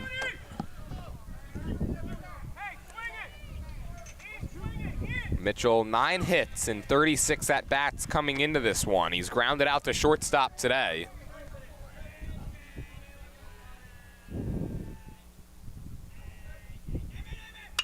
And he rips it up the middle for hit number 10. It leaks into center. Drizga will put the brakes on at second, and Dom DeFrancis nearly had him there. Yeah. I think Drizga had to hold up since that ball was hit on a line, but he sneaks into second base safely. 2 on, 1 out, and now Seneca Sumners will be the batter, and Brian Giolella is going to head out, and I think he's going to make a change. That was a very close play at second base. Yeah, very. Yeah. Well, right, in softball, you see that a little more often than you do in baseball, though, right? Like sometimes balls hit the right field, you have a shot at base hit, they look like base hits, you throw them out at first base. Yeah. Yeah. Why is that? Just, I guess, because they're playing so shallow out there? Yeah. I feel like that's the situation most of the time there. Yeah. Aiden Peach will exit. Good outing for him today. 3 1/3, 2 strikeouts. He's given up 3 runs, and the 2 on base are his responsibility. But he'll turn it over to Matt Morris, just like they did in the CVC semis. And we'll be back right after this on WBCB. Hi, Merrill Reese reminding you to come back home to traditional Italian cuisine at the Revere Restaurant, 802 River Road in Ewing Township. You'll always feel welcome at the Revere. It's like stepping back in time where you'll feel like you're dining in South Philly or New York's Little Italy. Start your meal with complimentary Hoboken bread. Choose from a menu featuring fresh seafood dishes, succulent steaks and chops, or homemade pasta dishes. You can even eat at the bar. The Revere is open 7 days for lunch and dinner. Private room available for special affairs, plus catering. For reservations, call 609-882-6365. That's 609-882-6365. Come home to traditional Italian cuisine. The Revere Restaurant, 802 River Road, Ewing Township. Capital Health's primary care network continues to grow, bringing its extensive option of locations to your neighborhood. Whether you're scheduling a wellness checkup or not feeling well, advanced medicine starts with a Capital Health primary care doctor at locations near you in Mercer, Bucks, and Burlington counties. To find a Capital Health primary care location that's convenient for you, visit capitalmedicalgroup.org. That's capitalmedicalgroup.org.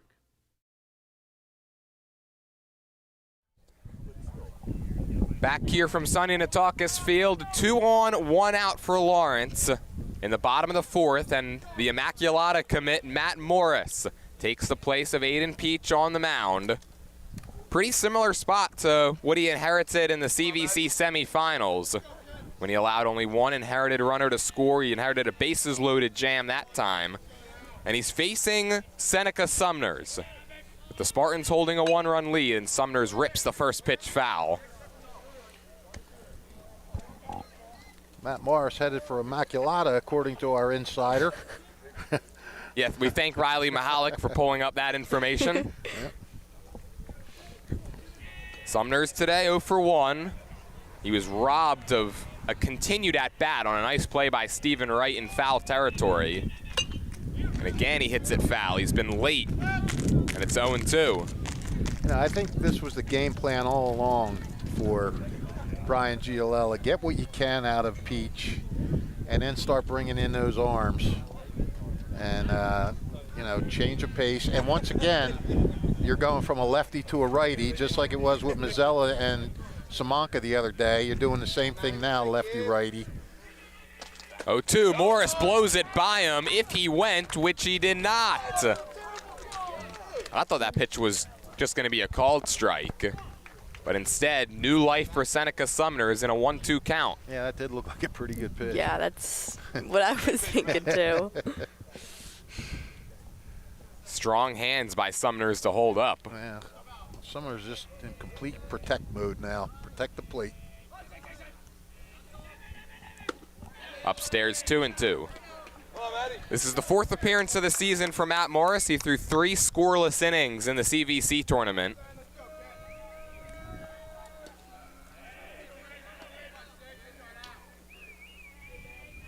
Drizga at second, Mitchell over at first. Speed on the base paths. 2-2 from Morris. Got him. Fastball upstairs. Yeah, and that fastball's coming in a little faster than it was with Aiden Peach. And that's a great, contrast to bring in a guy who can, that difference in pitching like that, it can really throw teams off. Well, here comes Deacon Moore, 0 for 2 today. Looking to get the Cardinals back even. First pitch on the outside corner. More of a strikeout and a ground out back to the pitcher. First time he gets a chance to face a righty now. Yeah, it's been a rough day so far for Moore. Gave up 3 runs on the mound, 0 for 2 at the plate. We could change all of that right here. Now 1-1.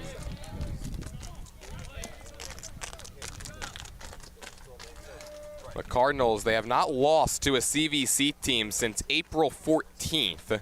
Haven't lost here at home against the CVC since the Central Jersey Group 3 semis in 2024 against Allentown.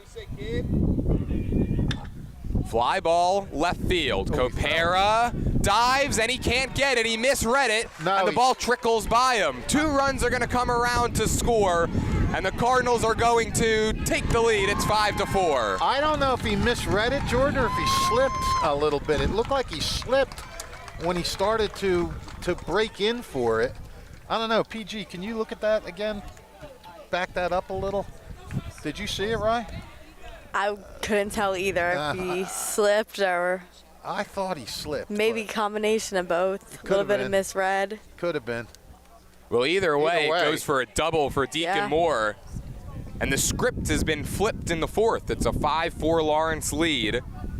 Their first lead since it was 1-0. Boy, are those 2 out hits huge. Just massive. That's a great way for him to pick himself up from earlier, too. Yeah, isn't it, though? Yeah. Crowley takes inside, 1-0. And with 2 outs, Mitchell was going to come around and score. If there was 1 out. Okay.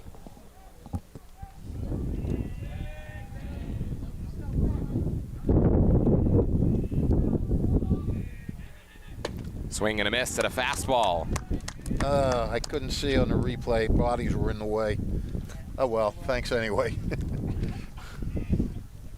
Gus can only do so much over there with the camera set up. Well, it wasn't Gus's fault. I mean, there were just the umpire was in the way, the third baseman was in the way. That's what I'm saying. Yeah. You can only do so much, right? You can't control where the umpires move. Well, ball and 2 strikes here on Crowley. Either way, it was a fortuitous hit for Lawrence, and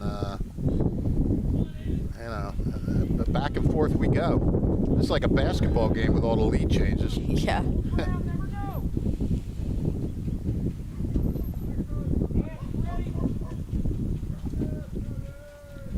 And both of those runs will be charged at Aiden Peach. Runner goes, pitches outside, and Hurley couldn't get a good grip on it. And Deacon Moore swipes the bag at third. Yeah, and again, going back, if there was just 1 out, I don't think Mitchell would have scored. He would have been holding up to see if that ball was caught. But with 2 outs, you're off and running at the crack of the bat. That gave him a chance to come all the way around from first to score. Up and in, 3-2. These Cardinals at bats have become better and better as the game has gone along. They haven't been as aggressive these last few innings, and they're starting to work the count. Now they're a veteran team.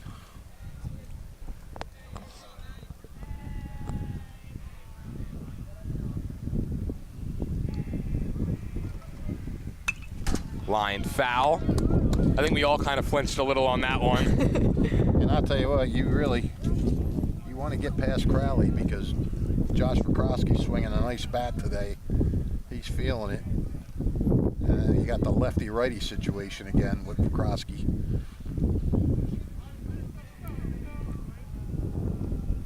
On another 3-2, Crowley lines it foul, and I wasn't looking, but I hope we all did a better job not to flinch there. Did you flinch, right? Nope, I just looked up. Oh, okay. I wasn't sure if it was going over the top, where it was going. Yeah, why would we flinch on that one? That was a high ball.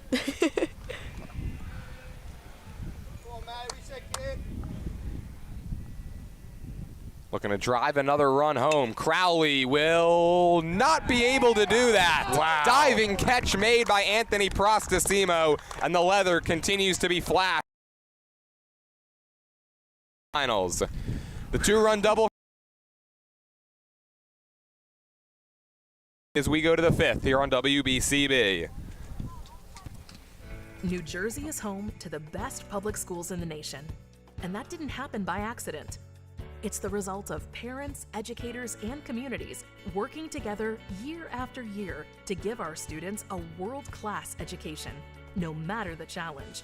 Because parents and educators know that with a shared commitment to our public schools, our children can learn, grow, and thrive. And together, we can keep New Jersey's public schools the best in the nation.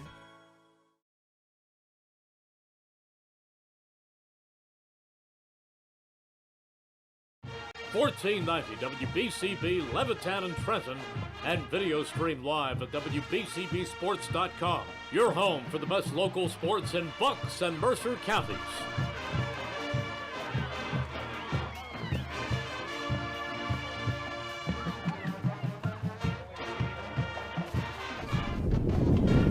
Today's game is brought to you as a public service by the Mercer County Prosecutor's Office. May is Mental Health Awareness Month, a chance to stand with your community and show that nobody struggles alone. For more information, you can visit mercercountyprosecutor.com. Don't forget, if you miss any of today's action, you can read all about it in tomorrow's edition of the Trentonian. For complete local and national news 7 days a week, it's the Trentonian, or online at trentonian.com, the only newspaper serving Bucks, Burlington, and Mercer County 7 days a week. It's the Trentonian. Well, you talk about throwing a leather at a team. Steinert now has had 2 run-saving catches. John Capero with a diving catch in left field, and Anthony Prostasimo just now with a diving catch at third to prevent another run. So you're looking at what could be a 7-4 game, still 5-4. And I'll tell you what, this is shaping up as a classic. We've already seen, 3 lead changes through the first 4 innings. Yeah. Yep. 3-1, 4-3, 5-4. Here's Nico Feniello in a 1-0 count, and now 2 balls and no strikes. Feniello 0 for 2. Very unlike him, especially recently, as he came in hitting over 400, but he's grounded out and he's bunted into a double play.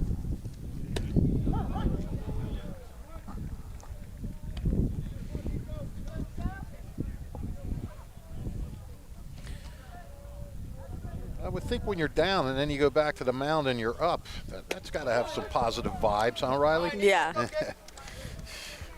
Especially late in the game like this, I think mindset-wise, you're just thinking, all right, counting down the last of the outs of this, just going at every batter. Yep. 2-2 from Crowley. Upstairs, 3-2. I'll tell you what, for all the aggressive hitting that we saw through the first couple innings, we're getting our fair share of full counts now. Yeah. Yeah. Yeah, you're right.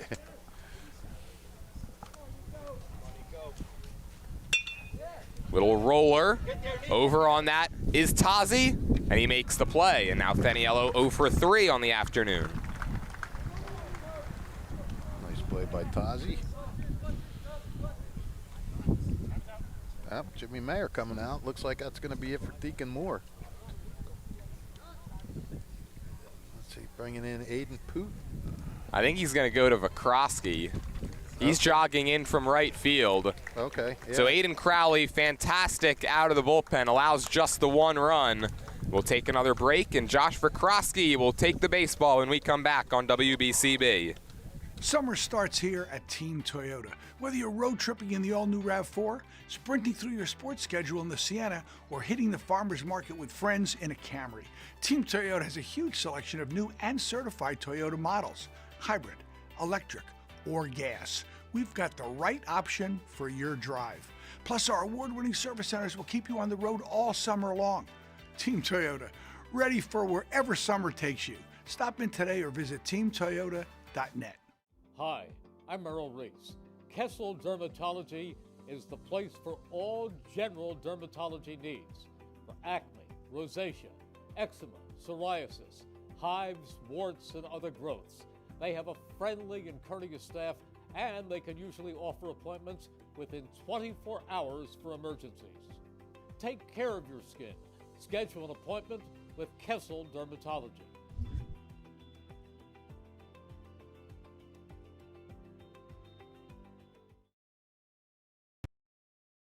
New Jersey is home to the best public schools in the nation. And that didn't happen by accident. It's the result of parents, educators, and communities working together year after year to give our students a world-class education, no matter the challenge.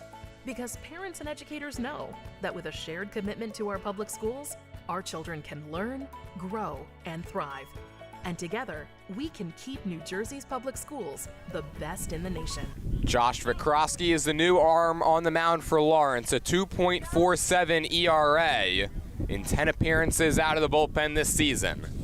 The first pitch he delivers to John Copera is up and outside. He now gives a different look to the Spartans. First lefty after a couple of righties. Vikrosky's most recent outing, he went 2 innings against Somerville on May 22nd, did not allow a run and struck out 2. This is the first season for Vikrosky pitching, so the first time that he's pitched in a Central Jersey Group 3 tournament game. Did end up pitching in the quarterfinals of the CVC tournament, went 1 inning against Hamilton West. Copera greets him with a line drive into right field, and Deacon Moore, who was playing over towards the line, races over to field it. It's a 1-out single for Copera, and he's 3 for 3. 3 for 3 once again, going out to right field. He is using the park. His RBI the other day was hit under the second baseman's glove. I forget if his first single was a right, but I know his last 2 have been a right. Just been taking what the pitchers have given to him, and he's now faced 3 different pitchers and gotten hits off of all of them. First pitch to Prostasimo, big fastball, cut on and missed. Don't you hate that, Rye, when a batter will just take what's given to him, him or her? Yep, just poke it out, drop it in somewhere. Like, Yep. Come on. Yeah, come on. Try to pull it when I want you to. Yeah, especially when it's not even like a bad pitch. They just stick their bat out there. Like, come on. Yeah. A ball on a strike here on Prostasimo, who's 1 for 2. Hate those good hitters. Seriously. They ought to outlaw them. Let's go. Runner goes, pitch up and away, good one to throw on, but it's to the wrong side of the bag and leaks into left center. Sumners backs it up, and a stolen base for Copera. He set himself up in scoring position, representing the tying run. Yeah.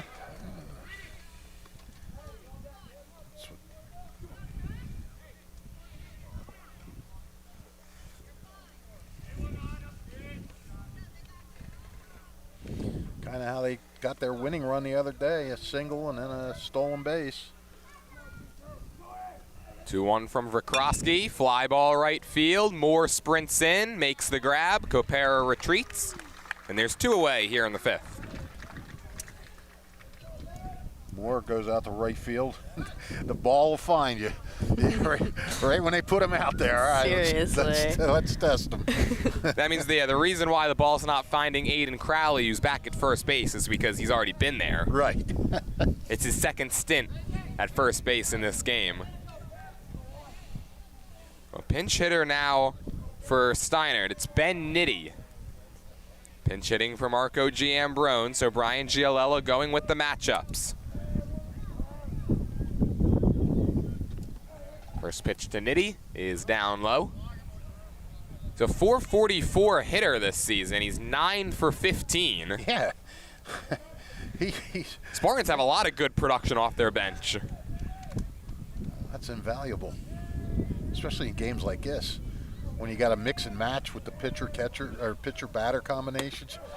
That's up high. It's 1-1. Scoreboard says 2-0. I should say he's 4 for 9. I was looking at the wrong side, but still, either way. Yeah, 444. Still 444. 444.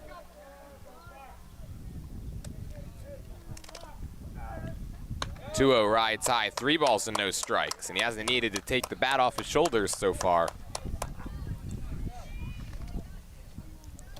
The winner of this game gets Northern Burlington. That'll be on Wednesday afternoon. We'll have that game for you on WBCB. That will be at Northern Burlington. 3-0 is down low for ball 4. Man, Steinert's just been so pesky in this game, whether it be with 2 outs, with 2 strikes. They're making the Cardinals work for everything. Absolutely. Yep. Yeah. Paul Spartans made a few trips to that mound today. Whole infield coming in here. And for that semifinal game, of course, if it's Lawrence, it would be a rematch of the Central Jersey Group 3 semifinals last year that saw Northern Burlington win that game 8-2, eventually went on to be Group 3 state champions. In fact, everybody that Lawrence has lost to in the Central Jersey Group 3 tournament to this point, through this run that they've been on, all of them have gone on to win the sectional title. Of course, one was Middletown North in the championship game. Right. But then Allentown in 2024 and Northern Burlington took it the step further and won the state championship last year. Yep. Well, everybody knows what they're supposed to do. Steiner coach is talking to the hitters and the runners. Pitching coach talking to the pitcher and the infielders. Now it's just a matter of executing. Pitch to Nick Lepore right down the chute. Lepore's been a tough out today, 1 for 1 with a triple and a walk. Tell you what, that Northern Burlington, he's really, Gene Darling's, what a job he does with that program. Runners go, pitch is low, and no throw to third. Double steal. And so 3 stolen bases now in this inning. And a base hit could flip the scoreboard right back in Steinert's favor with 2 outs in the 5th.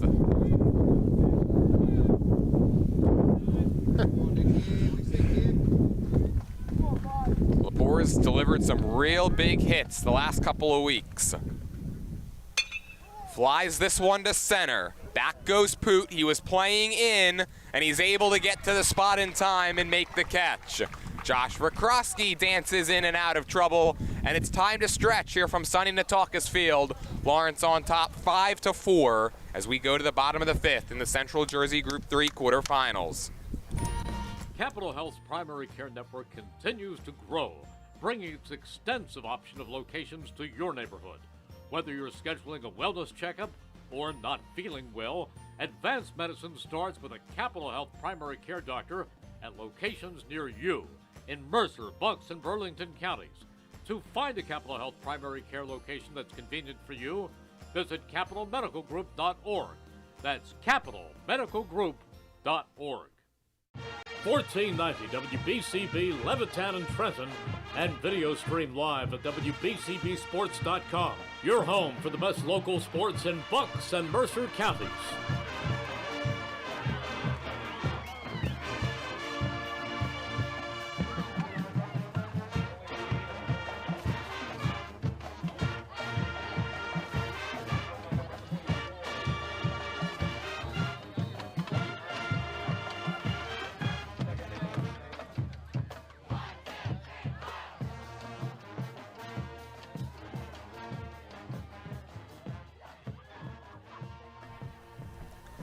The Hamilton Township Division of Health offers a variety of free services to keep you and your community healthy. It's important for everybody to stay up to date on recommended vaccines.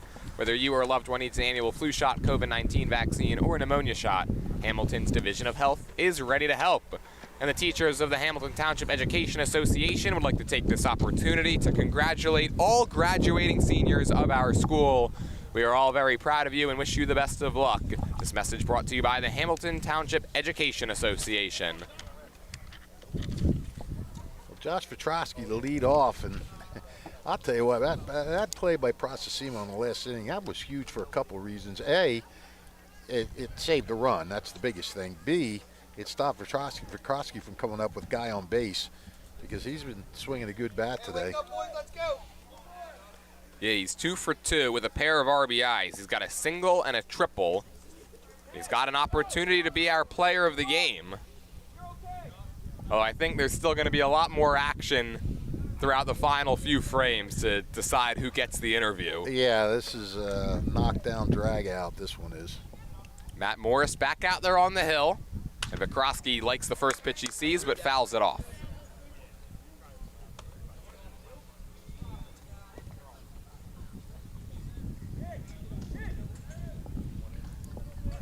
Three home runs on the season for the left-handed hitting Vikrosky.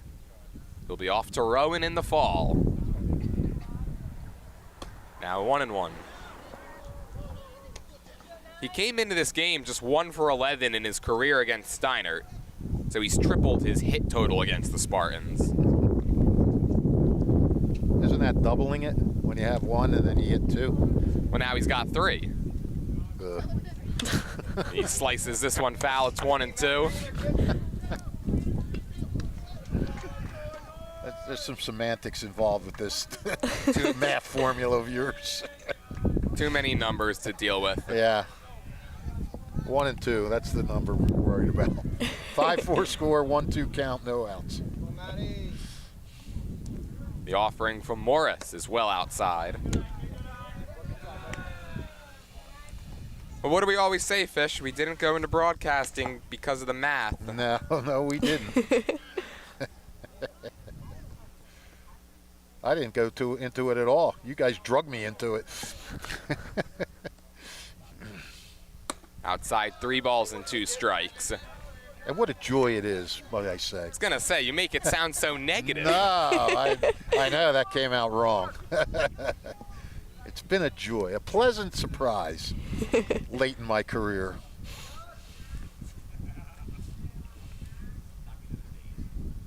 "3-2 is upstairs, and so 3 bad misses with 2 strikes from Morris. Yeah, that was a good at-bat by Vikrosky.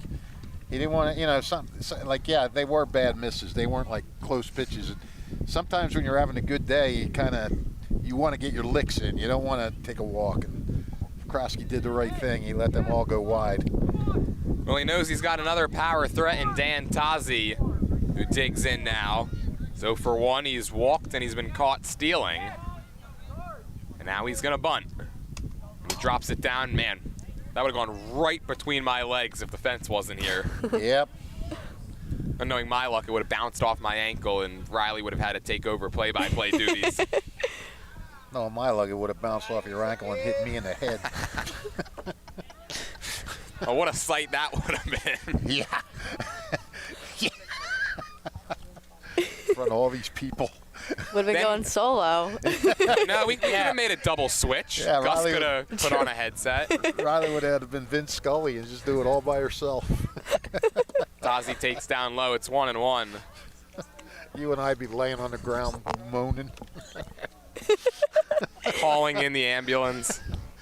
Well, remind me to tell you that story when I get time. Oh, no. How I was taken away in an ambulance at a lacrosse game. We'll get to that. I'll tell you that one off the air. I was going to say, well, me and you have done our fair share of blowout games where you could have brought that up. Yeah, maybe not in a 5-4 ball game. Not but in this game, no. I don't want to focus on the game. But, yeah, if we were 10-1, I'd tell you now.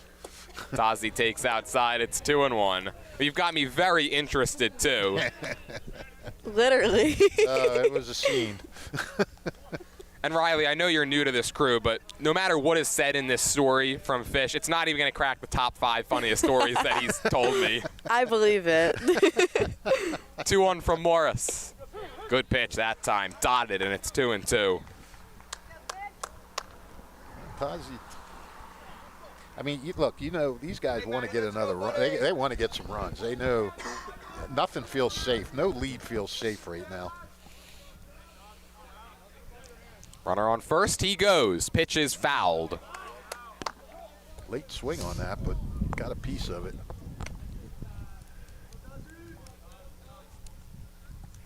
Vikrosky was looking to add to his team-leading number in stolen bases.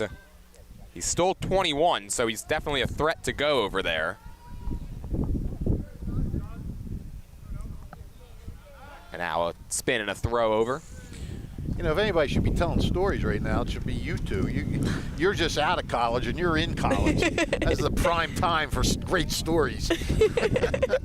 My college experience would just consist of stories of prepping for all the games with you, Fish. 2-2 bounces in there on another full count. Come on, Matty. Lock in, big guy.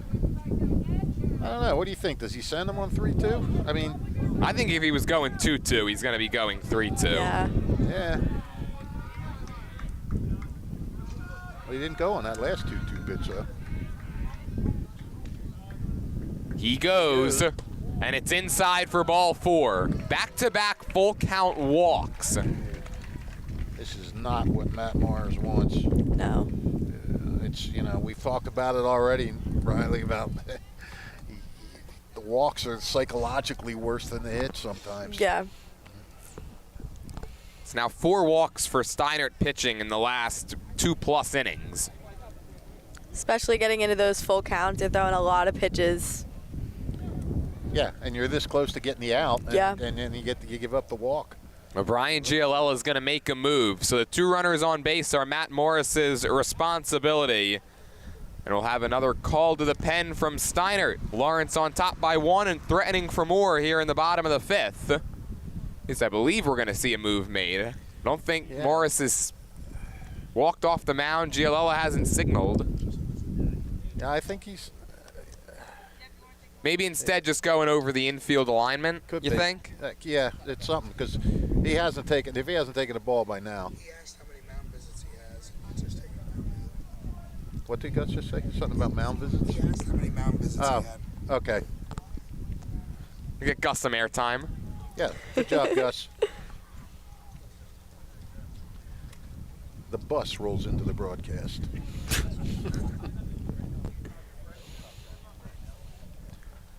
He didn't have to get up to 60 miles an hour to do that either. No. He had a sprinter start there right out of the blocks. Well, so Matt Morris will stay in. He'll face Aiden Poot with 2 on and nobody out. Poot's going to square around. Jimmy Mayer baseball. Yeah, there's no doubt about what's going to happen right now. And that's probably what Brian Giolella was talking about. But Steinert, they're not putting the wheel play on. So, okay, here we go. They are. Maybe they're not. I can't really tell. Right, Mechanico went from his shortstop position to sprint over to third before Morris had stepped off. He was headed that way, and then he stopped, so I didn't know. Okay, now, they're... Oh, look out. Okay. Oh, that's a good play by Mechanico with Vikrosky flashing in front of him. I wonder if that was what was brought up by Brian Giolella. Let's go with the fake wheel play pickoff. Because, you get, you can lull Vikrosky off the base there a little bit. Well, there goes Mechanico. Poot squares, gets it down. It's to third. Wheel play executed to perfection. Now a throw back across the diamonds, not in time. But that is exactly how you do it right there, and there's 1 out. Yeah, and you got to wonder if that pickoff from the last time, if that maybe kept Vikrosky from breaking a little quicker. I don't know. I'm not saying it did, but it might have. And although they got him out by quite a bit there on that play. So I don't really know if it mattered.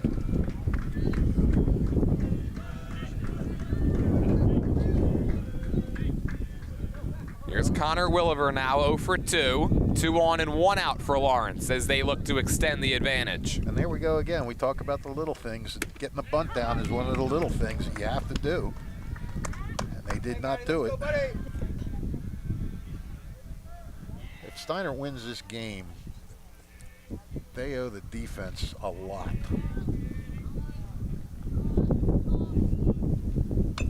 This one's dribbled foul at the plate. Yeah, and Jimmy Mayer has been harping on this all year about we have to get our bunts down. We have to get hits. We have to hit more up and down the lineup. He's been saying that even after wins. He's saying, if we don't, it's going to cost us. Now, we don't know if it's going to cost him there or not, but these are the things that have really irritated him over the course of the year. It's a nice 0-2 pitch, but Williver takes.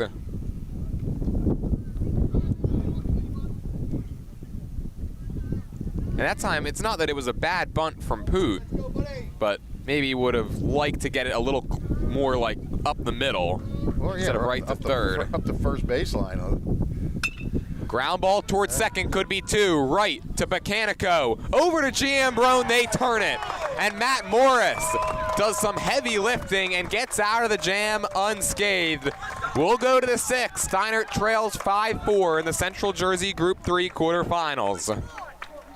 Hi, Merrill Reese reminding you to come back home to traditional Italian cuisine at the Revere Restaurant, 802 River Road in Ewing Township. You'll always feel welcome at the Revere. It's like stepping back in time where you'll feel like you're dining in South Philly or New York's Little Italy. Start your meal with complimentary Hoboken bread. Choose from a menu featuring fresh seafood dishes, succulent steaks and chops, or homemade pasta dishes. You can even eat at the bar. The Revere is open 7 days for lunch and dinner. Private room available for special affairs, plus catering. For reservations, call 609-882-6365. That's 609-882-6365. Come home to traditional Italian cuisine. The Revere Restaurant, 802 River Road, Ewing Township. Capital Health's primary 1490 WBCB Levittown and Trenton, and video stream live at WBCBSports.com. Your home for the best local sports in Bucks and Mercer counties.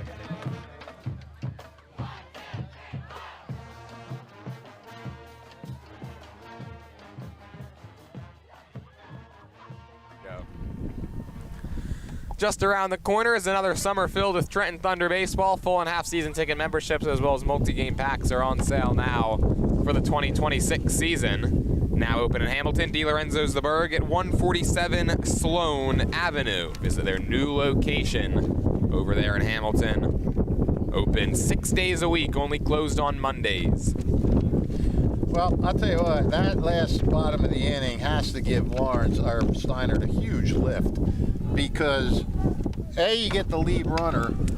There's a bunt from Bacanico, and Williver will let it go. Yeah, good move. Smart play. I mean, you get the lead runner, so, I mean, that's one thing. And now you keep it at first and second. Then the whole reason you want to keep it at first and second is to keep the double play in order, and you get the double play. So, I mean, defensively, that was a clinic right there that Steinert ran. Yeah, Steinert has, just like they've done all season long, really flashed the leather today. Yeah, I mean, this is anybody's game. I mean, it really is. 5-4 Lawrence here in the top of the sixth. Bacanico, then the top of the order due up. He fouls it off. And you play as good of defense as Steinert has, not only today, but really the last few weeks. You're going to be in pretty much every game, Yep. especially at this level. And they have the pitching. That's the thing. They just got to scratch out some runs. Bacanico calls time. I mean, you would think today with 4 runs it might be enough, but you know, Lawrence has a really good lineup, one of the best around, so you're going to have to score a few more. But that was huge. First and second, nobody out. You know, I don't think that's where he wanted to throw it. We have a current pitcher. Do you think, Riley, that's where he wanted to throw it? No, if I had to guess, I don't think so. I'm glad she agrees. Yeah, I've heard of waste pitches before, but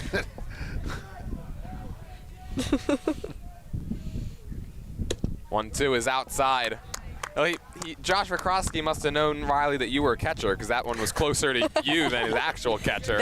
You know what, that's probably what it is. now that we know you were behind the plate, we're going to start introducing you as that. Former HGSA catcher. 2-2 pitch. Bacanico down looking. Fastball froze him.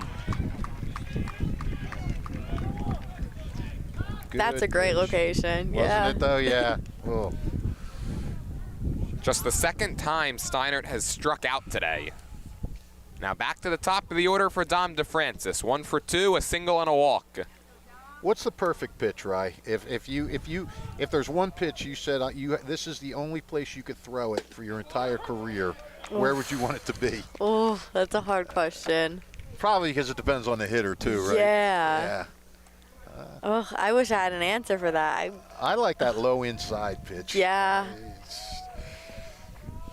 But yeah. But some guys can handle that kind of pitch. And, Yeah. You know.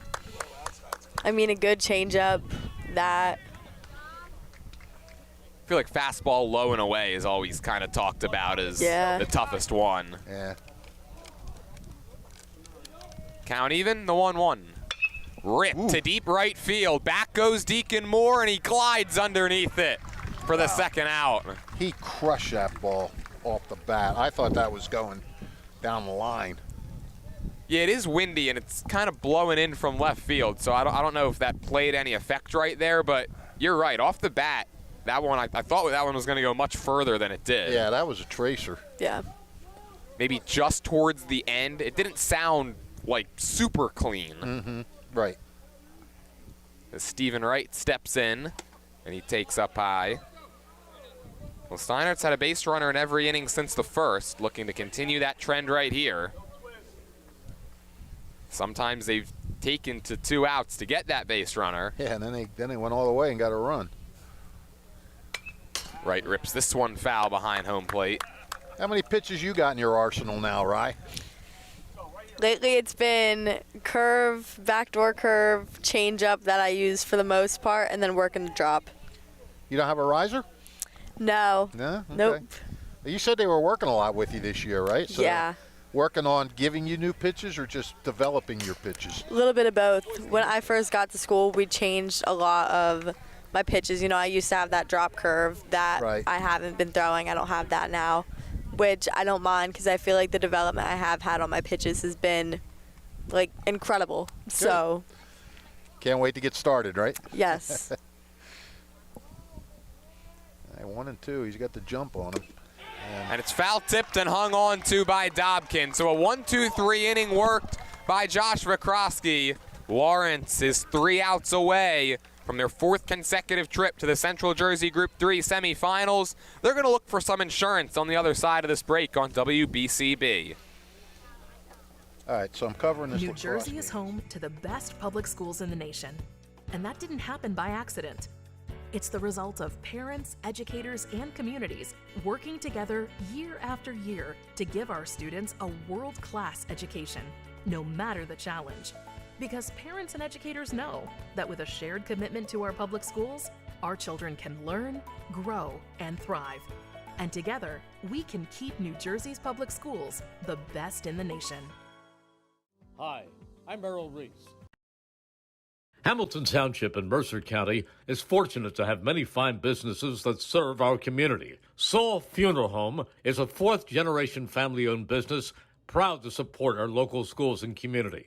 Their compassionate and caring staff is there for you and your family. They'll bring the closure you deserve while also celebrating the life of your loved one. Visit their website at saulfuneralhomes.com. That's saulfuneralhomes.com. Saul Funeral Home at 3795 Nottingham Way, Hamilton Square. Summer starts here at Team Toyota. Whether you're road tripping in the all-new RAV4, sprinting through your sports schedule in the Sienna, or hitting the farmer's market with friends in a Camry, Team Toyota has a huge selection of new and certified Toyota models, hybrid, electric, or gas. We've got the right option for your drive. Plus, our award-winning service centers will keep you on the road all summer long. Team Toyota, ready for wherever summer takes you. Stop in today or visit teamtoyota.net. 1490 WBCB Levittown and Trenton, and video stream live at WBCBSports.com. Your home for the best local sports in Bucks and Mercer counties.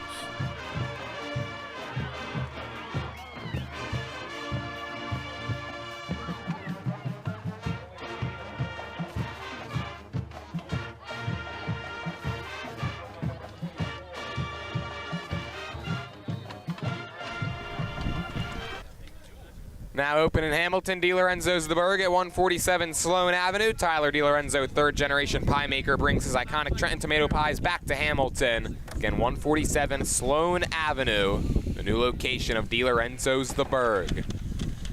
Joe Maglione is the new pitcher for Steinert, looking to keep this at a one-run game. 2.65 ERA. First pitch is hit in the air to center by Dobkin. DeFrancis ranges over and makes the play. First time they've gotten Drew Dobkin out. Yeah, Dobkin with a single and a walk. Now it's Shane Mitchell, who's 1 for 2. Let's go, Shane.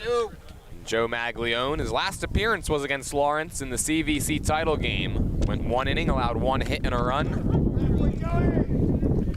Maglione coming in throwing strikes.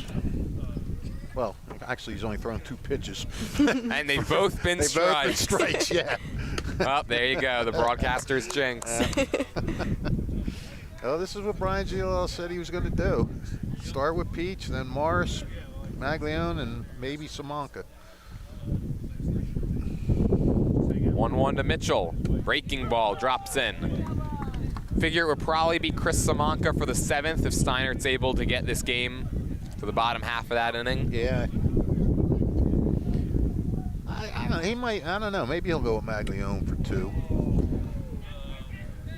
That pitch looked pretty good. It was unable to be handled from Hurley. Good hustle, coach. Brian GLL's got game face on. He's locked in. Yeah. Ground ball right back to the box. And man, Joe Maglione, just like he's having a catch in his backyard. Yep. For the second out.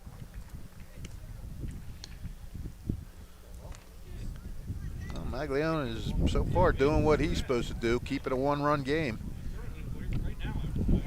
Trying to work a quick inning and get the boys back up to the dish. Looking ahead, it will be Caden Hurley, Nico Feniello, and John Copera. That's who you want up in the 7th if you're Steinert. Yep.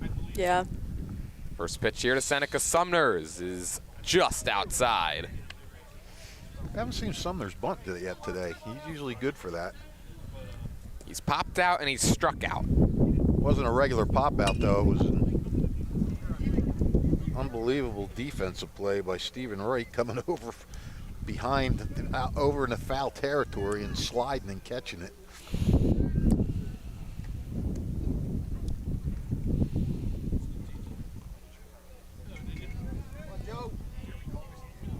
Sumner sees a breaking ball and watches it tail inside.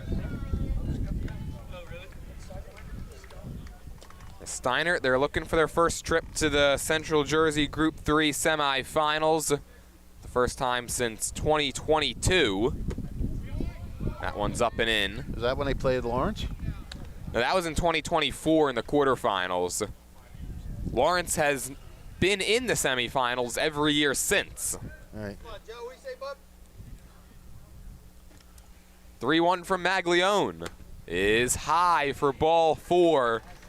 A 2-out walk to the 9-hole hitter brings up Deacon Moore, who's double in the 5th right now is the difference. Yeah, boy, you want to have that nice clean inning and get out of here. You don't want to have to deal with the top of the lineup.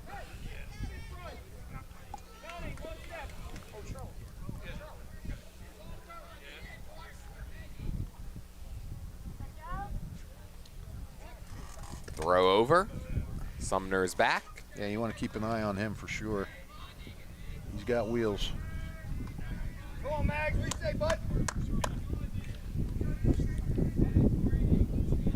Runner goes, pitches high, throw from Hurley is a beauty. Not in time, however. Sumner's got the hand in. Yeah, it looked like he got in behind the tag. Hurley's got a gun. Yeah.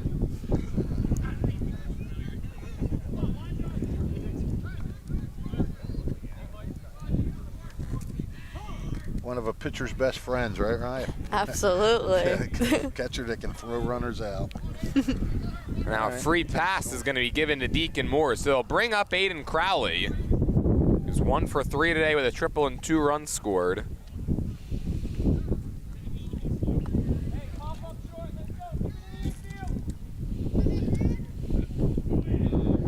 once again, Lawrence threatening.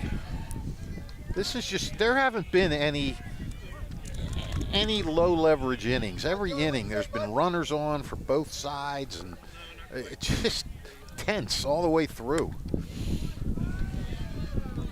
Well, there's no bullpen action right now for Lawrence, so the 7th inning belongs to Josh Vikrosky, who I'm sure would like a chance to come up and swing it here in the 6th and get some more insurance runs.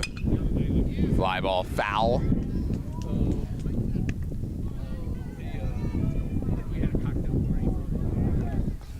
Yeah, I mean, yeah. Well, Crowley would have been on 3 times. He tripled, reached on an error, and was robbed by Processimo of a hit. The count now 2 balls and 2 strikes on Crowley. I mean, this is just a battle of 2 teams that just neither team is giving in to the other team. Time is called. Deuce is wild here at Lawrence. 2 balls, 2 strikes, 2 outs in a 2-run game, or in a 1-run game rather. Deuces aren't that wild. That threw off your storyline. Maglione spinning a look back to second. 2-hole hitter at the plate is, I think, what I meant to say. Yeah. Good one. Good recovery.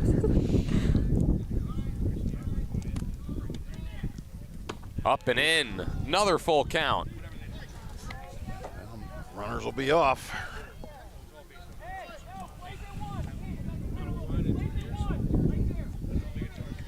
This is crunch time right here, boy. Yeah, big time. Yeah. Brian Giolella calls time. He's trying to align the defense right now. It looked like he thought about going out to the mound.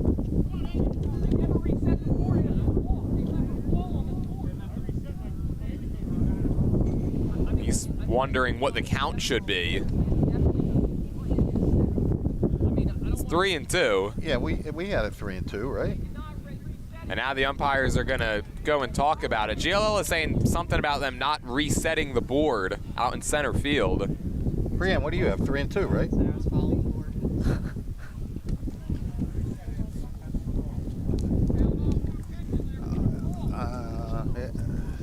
Definitely thought it was 3-2. Yeah. Yeah, I thought it was 3-2 as well. Yeah.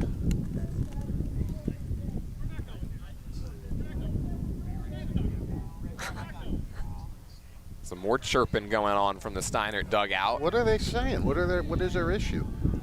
Maybe they think it should be 3-1. I'm not sure, but Why would they want that? are they saying 2? Are they saying 2-2? They were trying to say 2-2.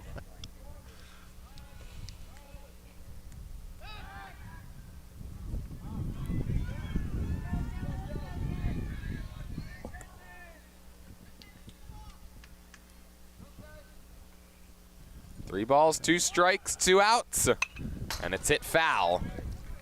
Yeah, usually in these dramatic situations, 3-2 pitches are fouled off. Just to keep the drama going. Of course. Yeah. Well, Maglione looking to keep the deficit right here at 1 run. Cardinals looking for the insurance. Fly to short right. Coming on is Lepore towards the line, makes the grab. So Joe Maglione allows a couple of runners to reach base with 2 outs, but works around it. And it'll be 3, 4, and 5 due up for Steinert. They need 1 more run to keep their season alive. Lawrence looking for 3 more outs and a return trip to the Central Jersey Group 3 semis when we come back on WBCB. Capital Health's primary care network continues to grow, bringing its extensive option of locations to your neighborhood. Whether you're scheduling a wellness checkup or not feeling well, advanced medicine starts with a Capital Health primary care doctor at locations near you in Mercer, Bucks, and Burlington counties. To find a Capital Health primary care location that's convenient for you, visit capitalmedicalgroup.org. That's capitalmedicalgroup.org. 1490 WBCB Levittown and Trenton, and video stream live at WBCBSports.com. Your home for the best local sports in Bucks and Mercer counties.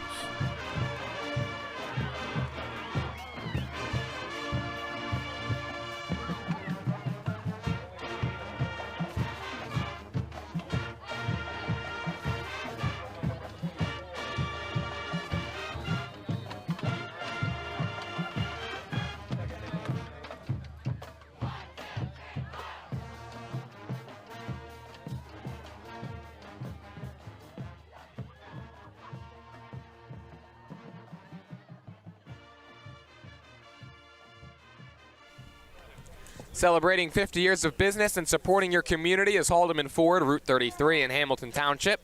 They've got it all, new and pre-owned cars, trucks, and SUVs, plus a great variety of work-ready trucks and EV vehicles. Haldeman Ford here yesterday, here today, here tomorrow, celebrating their 50th year in business. And don't forget, if you miss any of today's action, you could read all about it in tomorrow's edition of the Trentonian. We go to the top of the 7th. 5-4 Lawrence leads in the Central Jersey Group 3 quarterfinals. Josh Vikrosky looking to get the final 3 outs, facing Caden Hurley, Nico Feniello, and John Copera. The first pitch from Vikrosky is up and away. Hurley 0 for 2 with a walk. Well, Steinert has made it tough on the Cardinals pitchers all afternoon long. Now 2-0, so no reason to believe they're not going to be pesky, and no reason to believe they're not going to go down without a fight here in the 7th. Yeah, absolutely. I mean, yeah. Nothing else to add to that, Jordan. No reason indeed. That one's on the outside corner, 2-1. I covered all the bases for you, Fish. Yeah, you did. Yeah, I was trying to come up with something to add, but you were flawless. 2-1 to Hurley. Swings at it and bounces it back to the box, and Vikrosky flags it down and flips to first. 1 down in the 7th. Well, now Steinert's throwing a little D at him. Not sure if Tazi would have had a shot. He would have had to come across and make a quick throw, but if he could even have gotten to it. But Vikrosky with that, he's big. He's at a well over 6 foot. Just reached up and got it. They're giving Steiner a little taste of their own medicine. Great way to field his position there. Yeah, for sure. Now it's Nico Feniello. Tough day at the plate so far, 0 for 3. And watches one go down and away.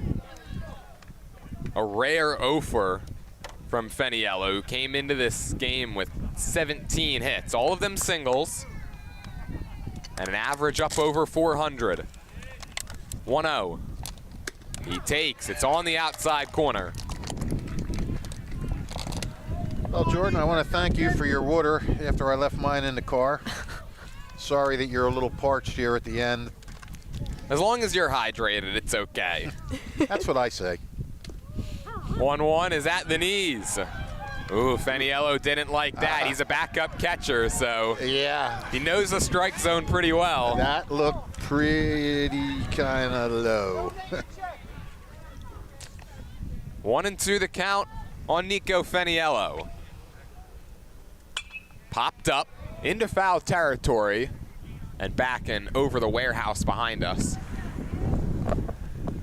or whatever that building is. Warehouse, garage. Yeah, it's something.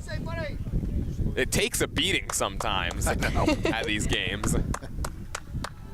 1-2 from Vikrosky. Upstairs, 2-2. I'm not sure how much time we have left in this game, but I've had a great time with you guys this week. Me too. Yeah, it's been a lot of fun, and I guess we'll all go home for the weekend, regroup, and come back on Tuesday. Sounds like a plan.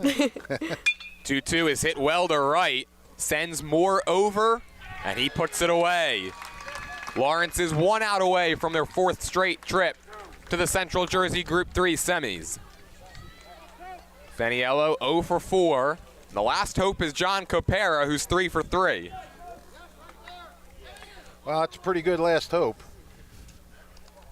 If I'm Steinert, I'm busting him inside. He's going the other way for all his hits. He's a great opposite field hitter. They're setting up outside. That one's just off.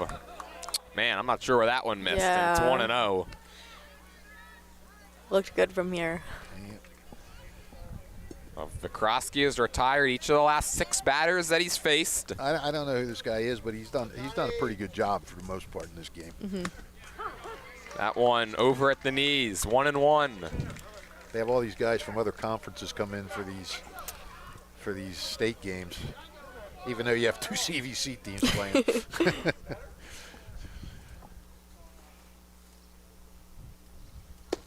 That one's at the knees, 1-2. Well, when the pitchers have been as fine as Vikrosky's been, dotting the corners, it can make it a little tough back there. And now looking for one more strike to give Lawrence another rematch against Northern Burlington. Down low.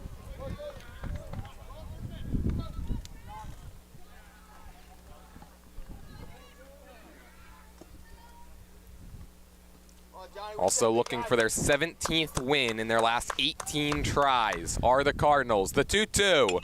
Bounced foul. That would have been a very easy play for one of us fish. I would have let you handle it, pal. I give you the glory.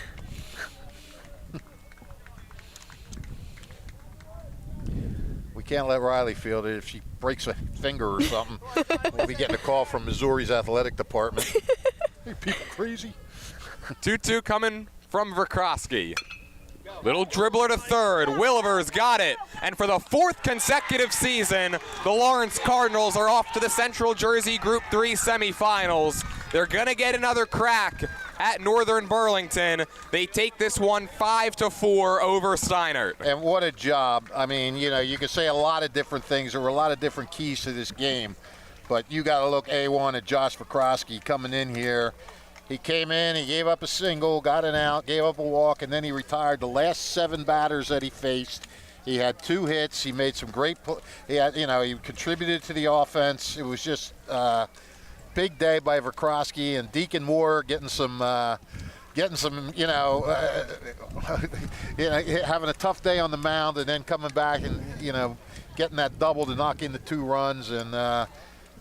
That's how great teams do it. They get contributions from different sources, and the seniors led these guys again today, and really great ball game, great game. Josh Vikrosky is going to be our player of the game. You can catch that interview shortly following the conclusion of this broadcast on Instagram, Facebook, and YouTube Shorts. He goes 2 for 2 at the plate with a triple, a single, 2 RBIs, and records the final 8 outs for the Cardinals and picks up his biggest save of his senior season. Lawrence gets the win 5-4. They're going to face Northern Burlington Wednesday afternoon. We'll have that game for you on WBCB. Also, make sure you stick around on Tuesday for Steinert softball against Colts Neck in the semifinals over on the softball side of things. As for the Steinert baseball team, what a season it was. They win 16 games. Went to the CVC finals. Central Jersey Group 3 quarterfinals, however, is where it ends as they fall 5-4 to the Lawrence Cardinals. Today's game on WBCB was brought to you by Team Toyota, the Capital Health System, the Revere Restaurant, the New Jersey Education Association, Kessel Dermatology, Saul Funeral Homes, Chris's Auto Body, the Hamilton Township Education Association, the Trenton Thunder, De Lorenzo's The Berg, now open in Hamilton, Haldeman Ford, the Mercer County Prosecutor's Office, the Trentonian, and Hyundai of Trenton. One final time from sunny Nataukus Field for the entire crew. From my broadcast partners Rich Fisher and Riley Mahalik, for Brianne O'Neill engineering today's stream, and our cameraman Gus the Bus Barber, I'm Jordan Hirsch saying thanks for watching and have a great night, everybody.